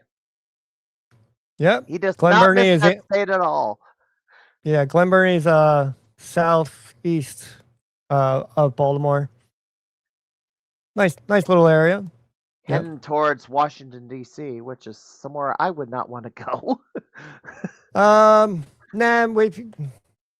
DC is more southwestish, down 95. But yeah, all right. So going back to the podcast, yep, I have a portion called Stick It. So once again, it's 2 consoles too late. I'm a middle-aged man, just coming to gaming, you know, playing these games for the very first time. So the Stick It portion is kind of like a, you know, kind of get off my lawn portion where it usually has nothing to do with gaming. It has to do something like I got a flat tire, or, traffic was bad or something. It's just kind of a Right. comedy relief. And it actually Sticking was an outgrowth of sports radio. I Mhm. listen to some sports radio when I go to work in the morning, and they had a portion on my local sports radio talk show, and I was like, Mhm. "Hey, that's a good job." So I was like, "All right." And I think the term "stick it" it's just kind of been around, and it's something maybe my brother used to say. So I just adapted it to my podcast, and it's as my podcast has grown. I mean, and I say it time and time again, it's just like episode 1 was not episode 10, was not episode 50. It's my podcast has always sort of been growing. Mhm. And I'm finally here at episode 150, and I've really gotten the format to where I kind of want it. I want Mhm. my podcast to be about a half an hour. Right. Um, I think that's kind of the perfect amount to like, hey, maybe if I want to talk about a gaming news article, I might throw that in there. But for the most part, just kind of jump in there, maybe do a quick stick it, start talking about the game, the history of the game that I'm talking about, my experience with the game, and then where you can go and find the game. I Mhm. typically go to Shop Goodwill. I have a portion on the podcast called Auction Alert. Um, and the little intro for that is music that I, created, kind of a Nine Inch Nails sound. It's just something fun I did. Um, so I have a portion called Auction Alert, and I go over to Shop Goodwill, not eBay. The I reason, wondered. right? All right. So it's kind of a question I get, and the reason I chose Shop Goodwill is because, not because I used to work there or anything. It's just, I used to be big into cameras. Right. That was a hobby for a while, and so I used to go to Goodwill and look for cameras.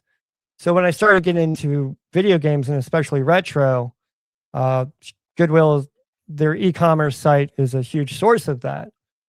And then over time, I started to realize, okay, you can find some pretty rare stuff, but the marketplace always decides. I mean, people know what they're looking at.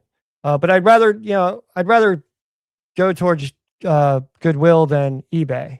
Yeah, there it is.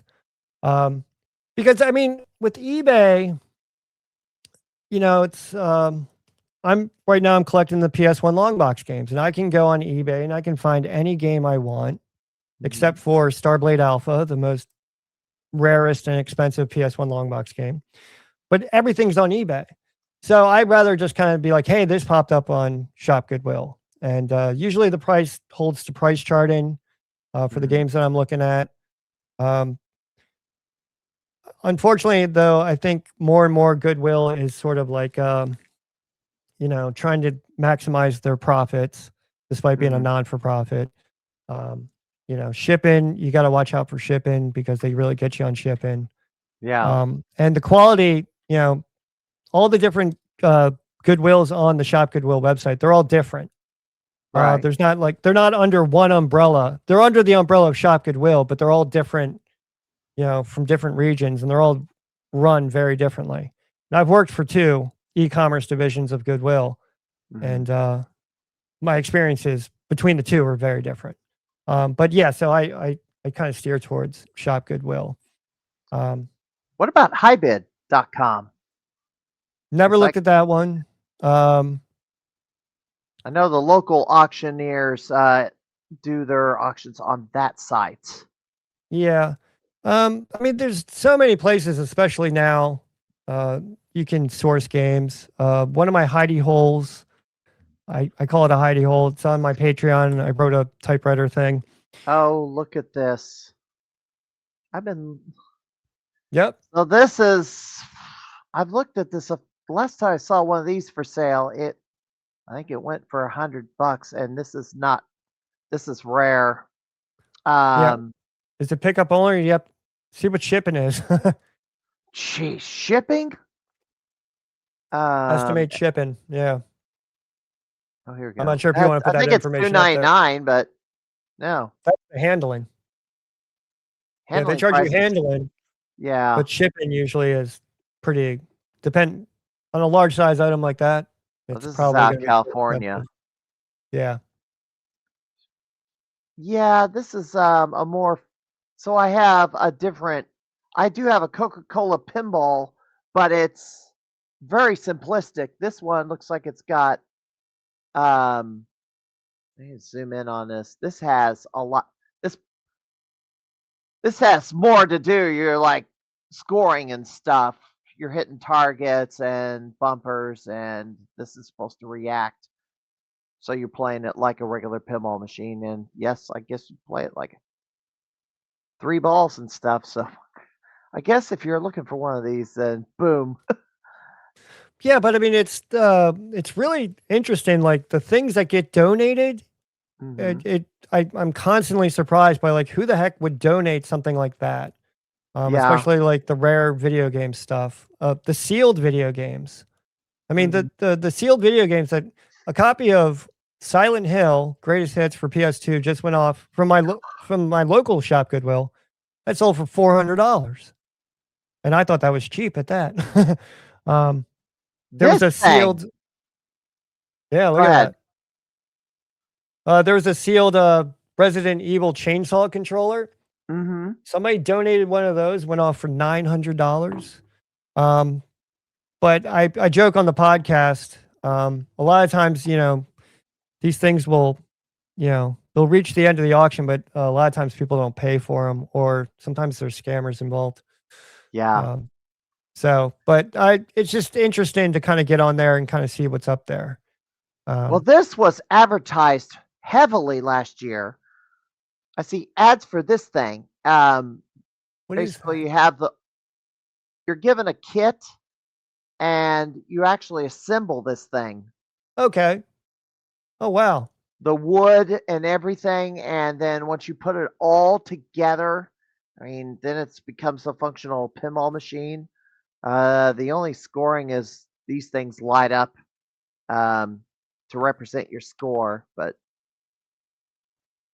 they were selling these. This was a hot item last year. They were advertising, build yourself a pinball machine, and yeah, they kind of for hobbyists, but this is fully assembled. So insane. Um, yeah, pachinko machines. I see those. Yeah. Very. I think I've years ago somebody donated a Super Pac-Man cocktail in Arizona as like somebody found one as like you're never gonna find stuff like that around here. At least in my neck of the woods, like Yeah. arcade machines Well, one thing you donated see, to Goodwill. one thing you see a lot of, and a lot of YouTube content creators have sort of jumped on this. Um, a lot of the Goodwills will just take all their video game stuff that they think doesn't work, and they'll just throw it in this big thing called a Gaylord. It's just a Mhm. giant cardboard box. They just throw everything in a Drywall. Gaylord. What? We call them a tri-wall when we Okay. dispose electronic surplus. Okay. So they throw everything in a Gaylord, and then they'll just take a couple pictures of it, weigh it, like it's a couple tons or whatever, and Hmm. just kind of throw it up there for pickup only. And Yeah, there's a couple of YouTubers who will, bid on these things, win the auction, rent a U-Haul, drive to whatever location, pick it up, and then try to fix all the consoles. yeah. Um, so I mean, it's it's amazing, you know. um, just I guess, but the thing I don't really like about that is that sort of content creators, and I don't self-describe as a content creator. I don't Hmm. make any money from my podcast. I'm not trying to, I don't and either. yeah, I'm not really trying to diss on content creators, um, who are, chasing the likes and the all that. Hmm. Um, but it's an easy source of material, like Right. I bid on this thing. This is how much I paid for it. Couple $1,000. I got to travel. I got to go get it. I got to test it, and then I got to sell it and Yeah. flip it. Um, but a lot of content creators sort of diss on Goodwill, like, oh, they don't know what they're doing. It's just garbage, which, Yeah. really isn't the case. I try to defend Goodwill as much as I can. I did an episode, Is Goodwill Good? And for the Yeah. most part, I think they are. But more and more, like I said, they're trying to get a bigger piece of the pie. Um, there's a right way and there's a wrong way to do that, though. So the question. Okay, so I'm gonna go ahead and ask this question again, since we asked about stick it. Yes. So who do you want? So is there anybody that you like to stick tonight, or anyone, or any company, or anything in particular? Right now, I think I'm kind of right with the world. No, not in particular. No, I don't have a No stick. one to stick. You don't have anybody to stick or bury or roast.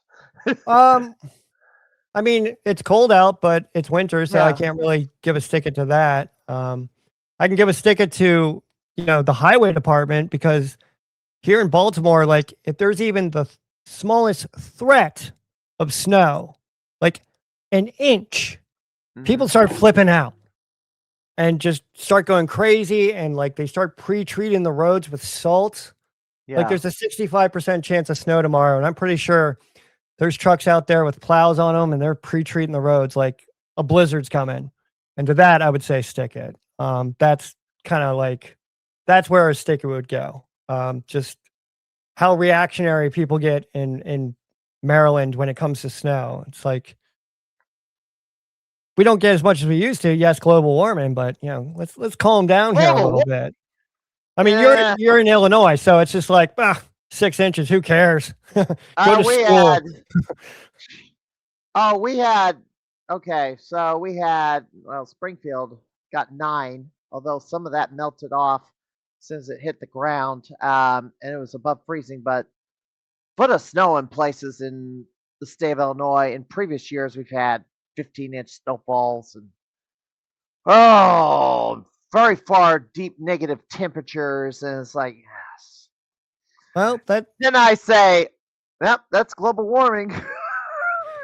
I mean, it's the Midwest. Like when I was in Schaumburg, it was unseasonably warm. I kind of remember thinking, okay, this is pretty warm. It was the start of October. But I was comfortable in like a polo. It's kind of, so some years it will be warmer, and then some years it will get cold pretty early. It varies. This year, gosh, we had a very hot and humid summer, very humid. But now we're until we got our 9-inch snowfall. We've been in a drought situation. It's like the spring months. It was like it didn't get hot until, like, I don't know, June. But when it reached June, when it got hot, it got excessively hot and humid. I'm trying to remember how winter was last year. I don't know. At a certain point, it's like some years I've had to pull out the snowblower and shove and dig myself out of the driveway. I know one year, Midwest Gaming Classic, I came home into a blizzard while I was driving with snowfall, but the snowfall got worse the closer I got home, and I didn't quite make it home that night, and ended up having to stay at a hotel 40 miles away and I had to pay for the hotel room with whatever prize money I won, because I won some sort of tournament. So that money paid for the hotel room, and we're about to be joined by the real star of the show in a second, because here he is, this idiot. He thinks he's the real star of the show, and he's the one who bit me and caused me to miss Pinball Expo. Yeah, I got 2 myself. If you go over to my Instagram at 2 Consoles Too Late, every now and again I grab a picture of my cats. I I when we got our first cat, I wanted to call him Raru. He was Mm-hmm. a character in Zelda. I got shot down on that one. And then when we got our second cat, she's an orange tabby. I wanted to call her Samus, but I got shot down on that one. So Now that would instead, have worked because right. yeah, So we have Domino and Olive. So I just kind of jokingly still call them Raru and Samus. But every once in a while, like when I'm doing the podcast, it's really funny. Their bowl is like right next to my desk. I joke, here in the studio is two consoles too late. I have a green screen behind me. If this green screen wasn't here, this is my kitchen. yeah. So here in the studio, my cat's bowls are like right next to my desk, and their Mm-hmm. collars will like ting, like it If you makes this haven't tingling noise. noticed, Yeah, way and you over can, here is my other one, the yeah, calico. yep. She's just napping away, which she has not tried to jump on the desk because she's done that. She jumps on the desk and walks I'm across the front and then starts trying to move things around on the desk and maybe throw things on the floor like this goofball. Yeah, I'm trying to get one of mine to come over, but she doesn't want. Oh, here comes Olive. Can you can kind of hear like the tinkle of her collar. But anyway, so I'll try recording the podcast, and they'll start eating. So like Yeah. in the background, you'll hear their collar and the crunching noise of the kibble. And I do my podcast. I don't do it live. I do Right. multiple takes. So I'll have to like stop recording, wait for him to finish eating, then start recording again. It's kind of funny. I do bloopers in my podcast. So at the end of all my episodes, after I roll credits, and sign off, I always do a blooper. And a lot of times, it's me talking to the cats or them, just doing whatever they're doing. It's just kind of Does the something fun that I do. microphone does the microphone really pick up that noise? Yeah. So this is a Rode Pod mic. I Mhm. upgraded my setup like a year ago. Mhm. I before this, I had an Audio Technica AT2020 USB. So when Mhm. I first got into podcasting, I did all this research on microphones. I was like, I'm going to get the perfect podcasting mic, and I picked up this Audio Technica, which is a condenser mic, Mhm. and the condenser mics just are notorious. They pick up everything. Like my heater would go off, it would pick up that. So I finally pulled the trigger and I got this. I'm super happy. I'm not endorsed by Rode in any way, but I cannot speak highly enough about this microphone, um, because I think a lot of, once again, content creators go towards the Shure microphones like the SM7s and the MV7s, which are kind of like podcast mics. And you see them all the time on YouTube videos, but every once in a while you see these pod mics. So I this didn't go doesn't that really, direction. yeah. I mean, it's I just when I got this microphone, I mean, $100 isn't a lot, but I wanted to invest in like a quality setup because when I listen to other podcasts, uh, Mhm. one of the biggest beefs I have is like if you don't have good audio, then I'm probably not going to listen to your podcast. And I try to pride two consoles in that I think it has really good production quality. And it's Mhm. something that I've really tried to strive myself on because when I first started two consoles, I was on Anchor FM, which is now Spotify for podcasters, and you can Yeah. just record right on their website. Mhm. And a lot of the early episodes just sound awful because I was recording through Anchor.fm. And but then I started recording into GarageBand, but I was using the Audio Technica condenser mic, and the Mhm. quality was kind of so. But I think I finally got the show to like a good point, and now I'm going through the Rode Streamer X. Once again, I'm not endorsed by Rode, but I have a lot of their products. So I have I have all my pads here, and I can press a button and then get stick it. Um, so I will say this. Um, $100 for a microphone? I didn't go that way. This is a wireless headphone and obviously mic. I got it for. Oh, we got some comments in the stream. Um, oh, let me get to this. This is Claudio. He used to pop at Goodwill's here and there over 10 years ago, but it's reached a point where you never find anything since they moved everything to Shop Goodwill. Yeah. And that's nationwide.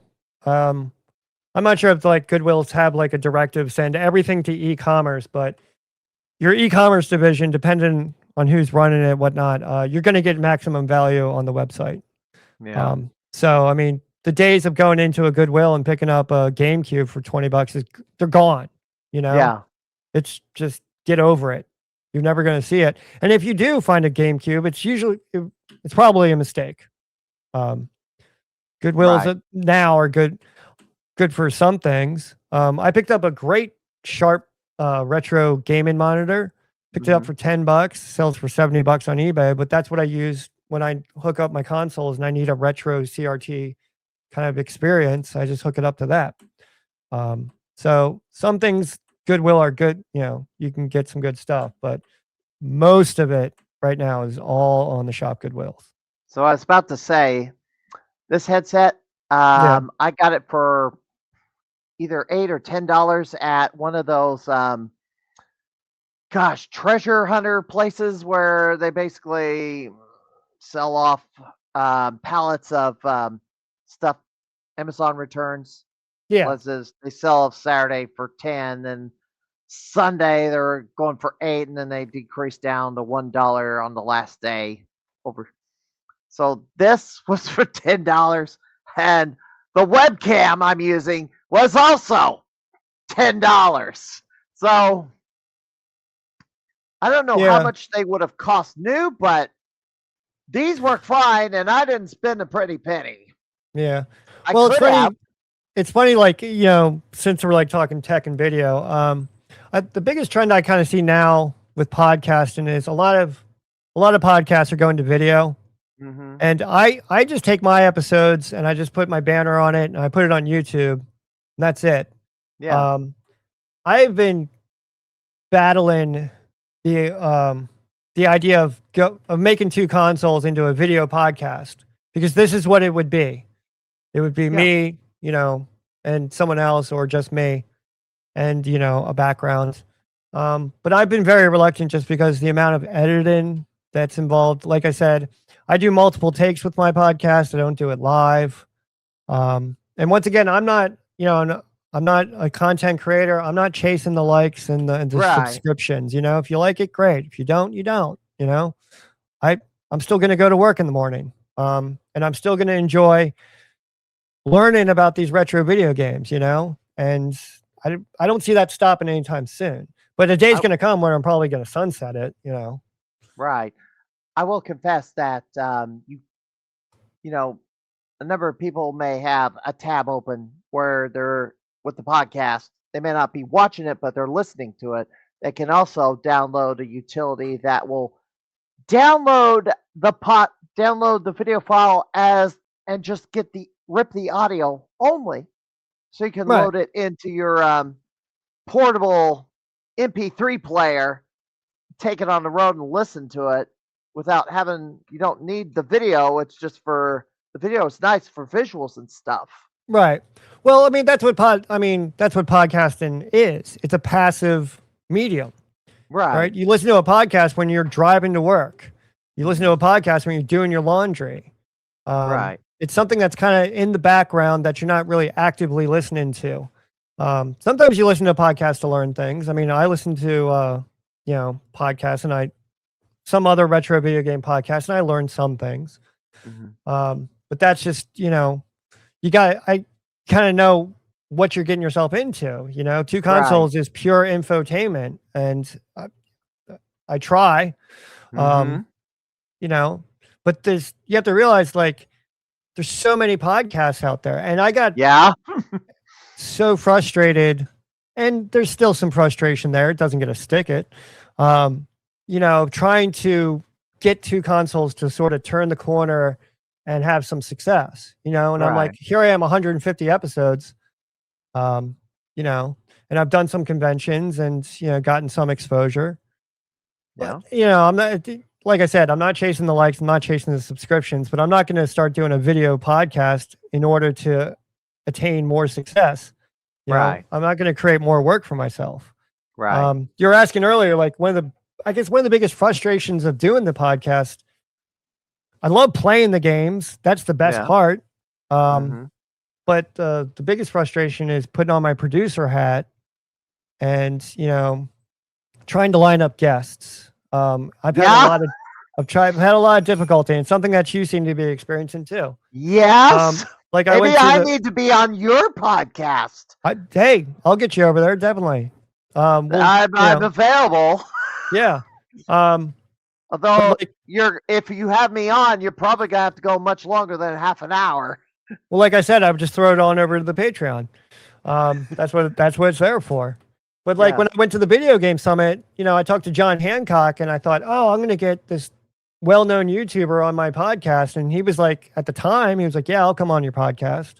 And, I told him the format. I said, look, I keep it to a half an hour, quick interviews. You're in, you're out, and that's it. And I sent out an email. Nothing came back. No hard feelings. He's a busy guy. He's got a life. He's got a family. Ghosted. But yeah, it's just, sending out the emails and trying to like nail down guests can be a little frustrating. Yeah. So I'm always joking with my wife. I was like, you should be the producer of this podcast. She's like, why would I want to do that?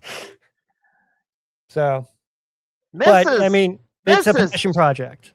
Mrs. Kuebler should be act as the guest finder. I don't know. Yeah. Well, like I said, in my early intro, she was actually part of the intro.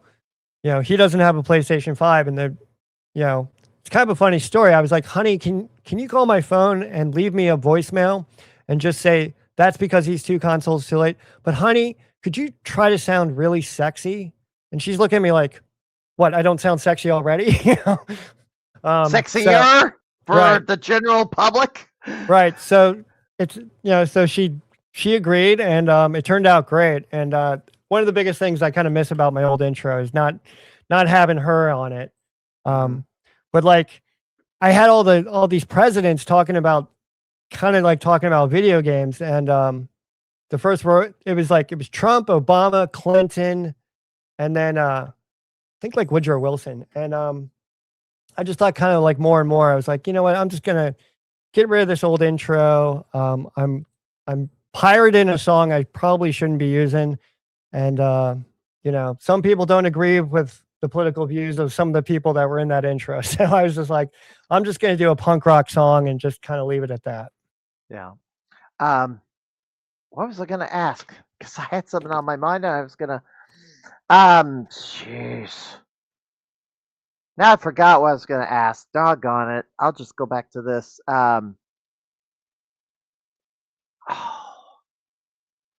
Crap! I'm done. I guess I'm out.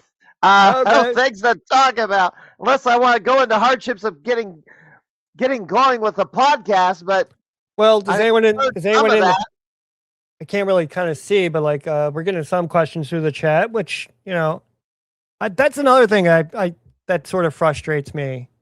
I've kind of been in my experiences, kind of getting feedback.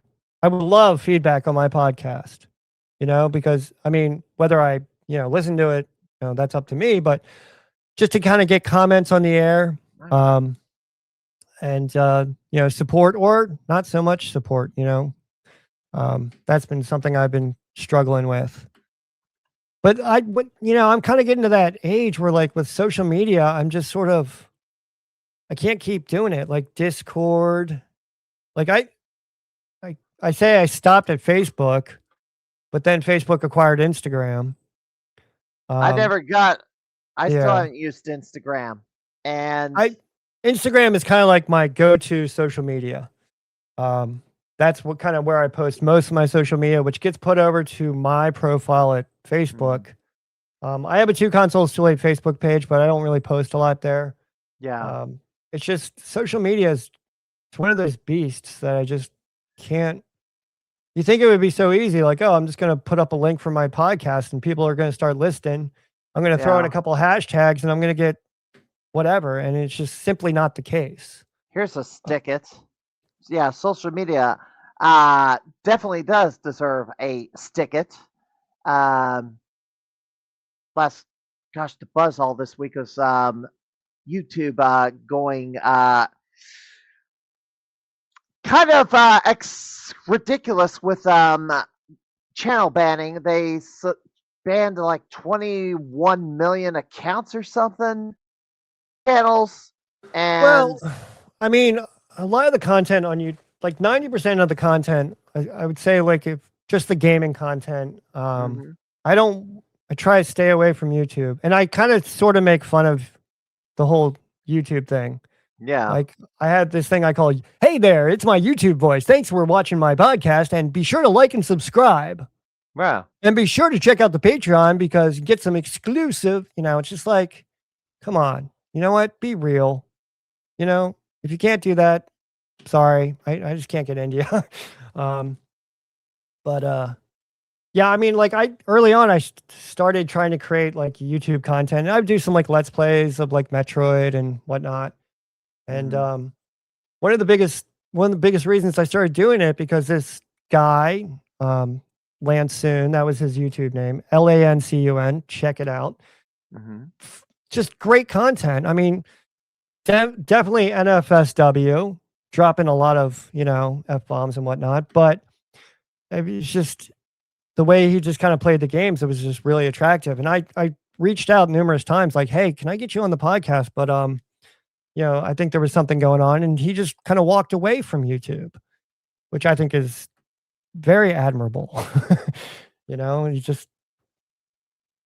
And all of his videos probably had like 20,000 plus views, or I don't know what the statistics were, but yeah. um, he just walked away like, you know what, I just can't do this. And And I also don't want to sign up for a new account for everything that comes out. I avoided Twitter. I avoid Twitter like the plague. Blue Sky became Twitter 2015, which now is like I avoid that like the plague. Uh, yeah, I never uh, had much success with Twitter. Then all Discord, the I crap got was on it happening. for a Yeah, reason.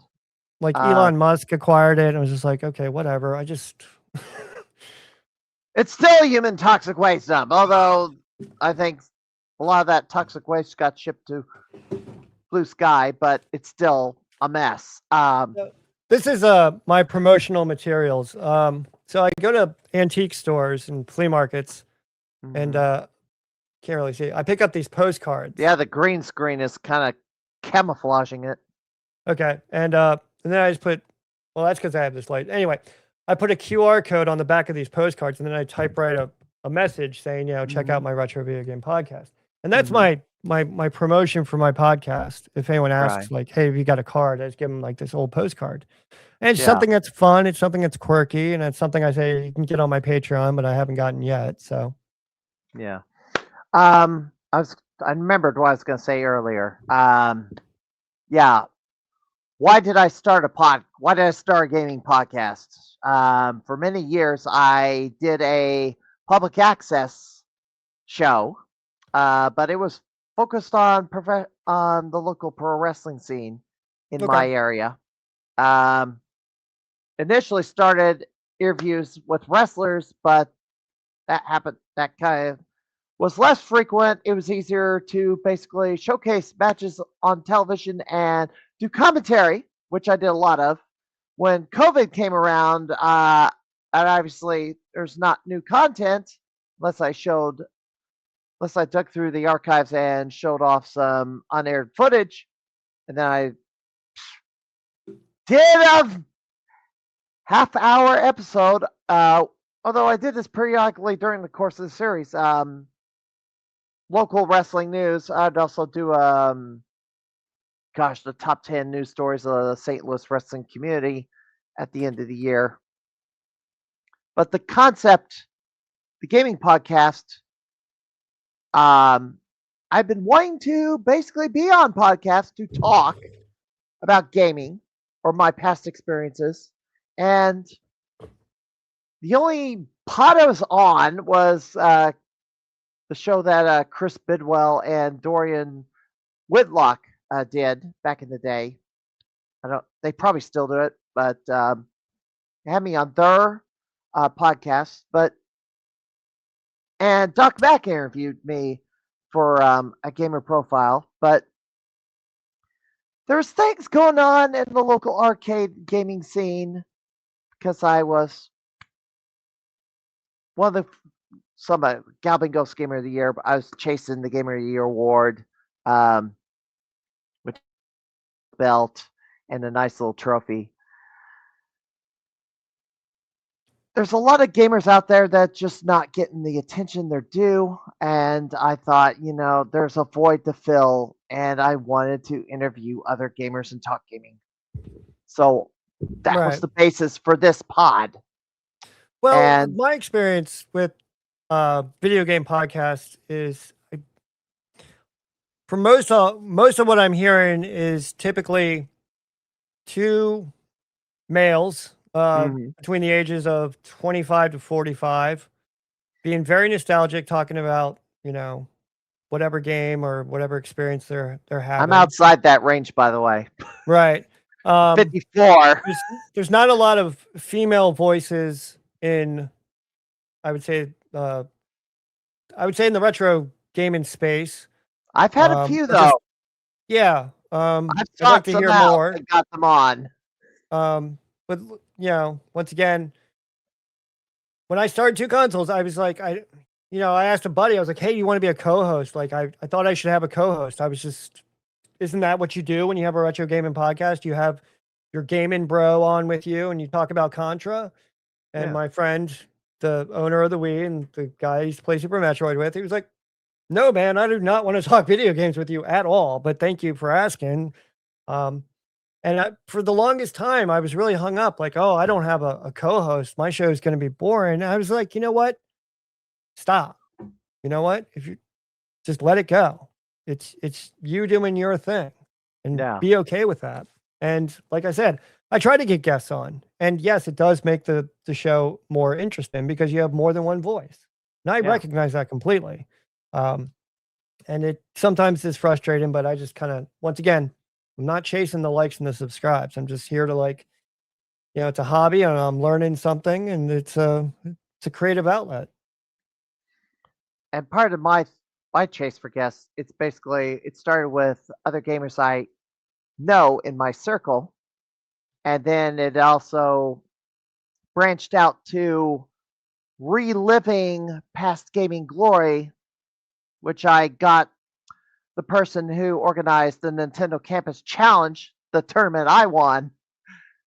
Uh, what were we up to? It's 2025, so it was 33 years ago. We're Mm. coming. It's December. We're coming up on that anniversary. It's like New Year's weekend. Uh, Well, December is always a hard month. 1992. December is always a hard month because my wedding anniversary is on the 6th. My Yeah. birthday's on the 15th, and then I got Christmas. And usually my vehicle registration is due here in Maryland. We're taxed to all hell, and one of them is we have to shell out $210 for a 1-year registration. So Yeah, December is always I a know tough that. month. January for me. Yeah.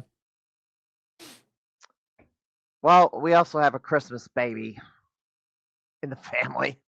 Yeah, I guess I was kind of a Christmas baby. And you know what? I'm okay with that. My birthday being 10 days before Christmas, it was like, all right, if I really want something, I'm gonna get it myself. Like right now, I just got a new iMac. Like Yeah. the computer I'm looking at, I picked up from Shop Goodwill, Hmm. and I was like, okay, this is my birthday present, and Metroid Prime 4 is gonna come out, and I'm gonna let that one end up under the tree. Um, I it's funny. It's the older I get, it's like the more I can kind of wait. It's like whereas as a kid, it was like I have to have this now. Hmm. It has to be in my hand right now, and I'm still that way about some things. Yeah. Especially now that I'm collecting these PS1 long box games.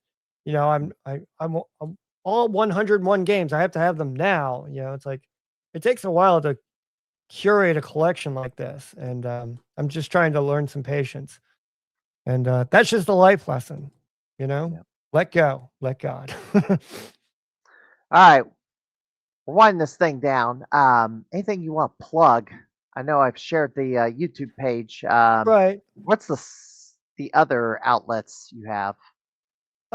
Like I do at the end of my podcast, I always just say, go to Google and just type in Two Consoles Too Late, and immediately my podcast will come up. Maybe some of my socials. The only Apple social I plug, Podcasts. yep. The only social I plug is my Instagram. Mhm. I post mostly gaming content. Every once in a while, I'll throw in like what I'm cooking or something ridiculous like that. Mhm. But that's kind of like my links, and I do have a YouTube page. My claim to fame on YouTube is kind of interesting. I made this spoof video of Mhm. how to do a wall jump in the original Metroid, Mhm. and it's something I don't even remember where I learned it, but I made this video, and it's really mocking like one of those cheesy 80s job training videos. I was trying to do something Mhm. like that. And that video got like 23, well, it's not a lot for YouTube, but for me, it was like, what the heck? I got like 2,300 views, and I still get comments like, oh man, great video. Mhm. I'm like, great. I'm glad you enjoyed it. I just, I had just had fun making those videos because I was just being a stupid fool, like, um, and a buddy of mine, we're going to do, hopefully we're going to do a video to promote the podcast. But it's going to be a spoof on James Bond. So, but once again, I'm not chasing, it's just something I think would just be fun and humorous, and hopefully other people would enjoy. So yeah, just go to Google, type in Two Consoles Too Late. The podcast comes up, 150 episodes, a little bit of everything in there, depending on what kind of games you like. Uh, once again, I have to kind of get into the fighters, and there's a lot of games I haven't gotten to yet. A lot of games, and Yeah, that list is just going to keep growing. and And unfortunately, there's only so many hours in the day, and you know what? I'm human. Some days I get home 8 or 9 o'clock, and I'm just like, you know what? I don't feel like playing a video game. I just want to veg out and watch Amazon or something. So I have no patience to watch television anymore. I don't. Um, and I wish I had time to play my consoles, but I don't. Like, yeah. I I mean, have. it's a hobby, like I said, Yeah. not making any money from this, so I'm not on a schedule. I try to Yep. put out the episodes every 2 weeks. If I'm late, I'm late, and I apologize for it. That's, creating a podcast or any content. You're creating a relationship with a listener or a viewer, and you want to stay consistent. And one of the biggest regrets I have is that I had some big gaps in my podcast. And, I you had one know, of those, yes, but that was due to but I was time kind of constraints. going through some personal stuff, and there was a Yep. gap. And, Yep. but for the most part, it's every 2 weeks. All right. Jackson Kuebler, I want to thank you for coming on the Crimeycade, and Yes. Thank maybe you. we'll be able to do your Two Consoles Too Late sometime in the future, because Yeah. looks like I need to return the favor because you need a guest as badly as I do. Yeah. Definitely. After this, we'll hook up. But asking me about my socials. Since I started collecting the PS1 long box collection, every Saturday morning, which is a really strange time, and I totally recognize that, I do a live stream over at YouTube at Two Consoles Too Late, of me actually playing these games, because I don't want to just buy video games and put them on a shelf and forget about them. I actually want to experience these games. So Right. every Saturday morning, 7:30 at YouTube, you can find me live streaming one of the games from the PS1 long box collection. And if you're watching this and you have any games in the long box collection for sale, hit me up because I am actively seeking long box games. All right. And I'll tell them to message your Facebook page. I don't know.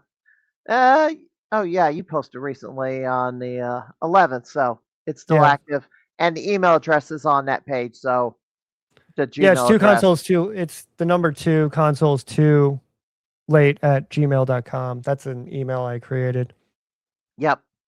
All right, Jackson. Thank you for coming into the Crimeycade. Yeah, And thanks for having hopefully, me. maybe I'll see you at a game con at some point. Yeah, like I said, Midwest is definitely kind of on the list. Portland down the road. but I'm it's nice to kind of get out there with the community and just kind of share a love of this hobby. The future of this hobby, I don't know. We'll see. You know, we will see. I'm still chasing the old arcade game score, so Well, somewhere out there at a flea market, I'm going to find a copy of Starblade Alpha or one of these rare games, and oh, then Goblin Ghost has the Starblade arcade game, and complete with a big mirror or okay. panoramic screen. And if you ever make it there, you can experience the arcade game the way it was meant to be played. Yeah, I did an episode on Gradius 3, and that was my first shooter that I ever really kind of dug into. My Yeah, go-to shooter has always been Galaga, yeah. but I kind of gave you hear the term shmup, which I Yep. think is just it's like nails on a chalkboard when I hear that. I'm like, just call it a shoot 'em up, please. Stick it. So, Tell but yes, Jamie Tibbetts and Fred DeHart and Matt Walters that. it's kind of a weird thing. Like it's a divisive take that I'm anti shmup. Just call it a shooter or shoot 'em up, please. Although I James just White would kind of feel that way too, so I don't know. hey, drop me a comment. Tell me why. All I right. welcome it. But All right. anyway, Steve. All right. Jackson, have a good night and hope to see you around the arcade soon, maybe.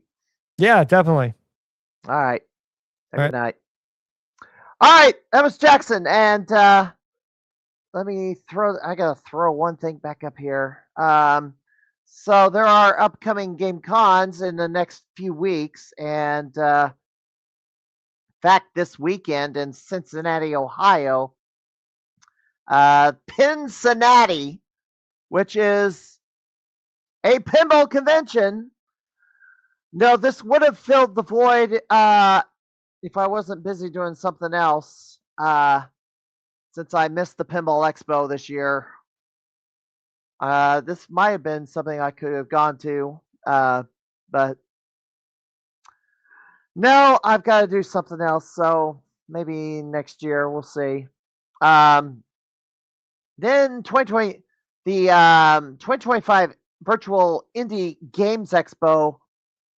There's physical locations and then it's virtual as well. You can go to indiegamesexpo.com for information on that.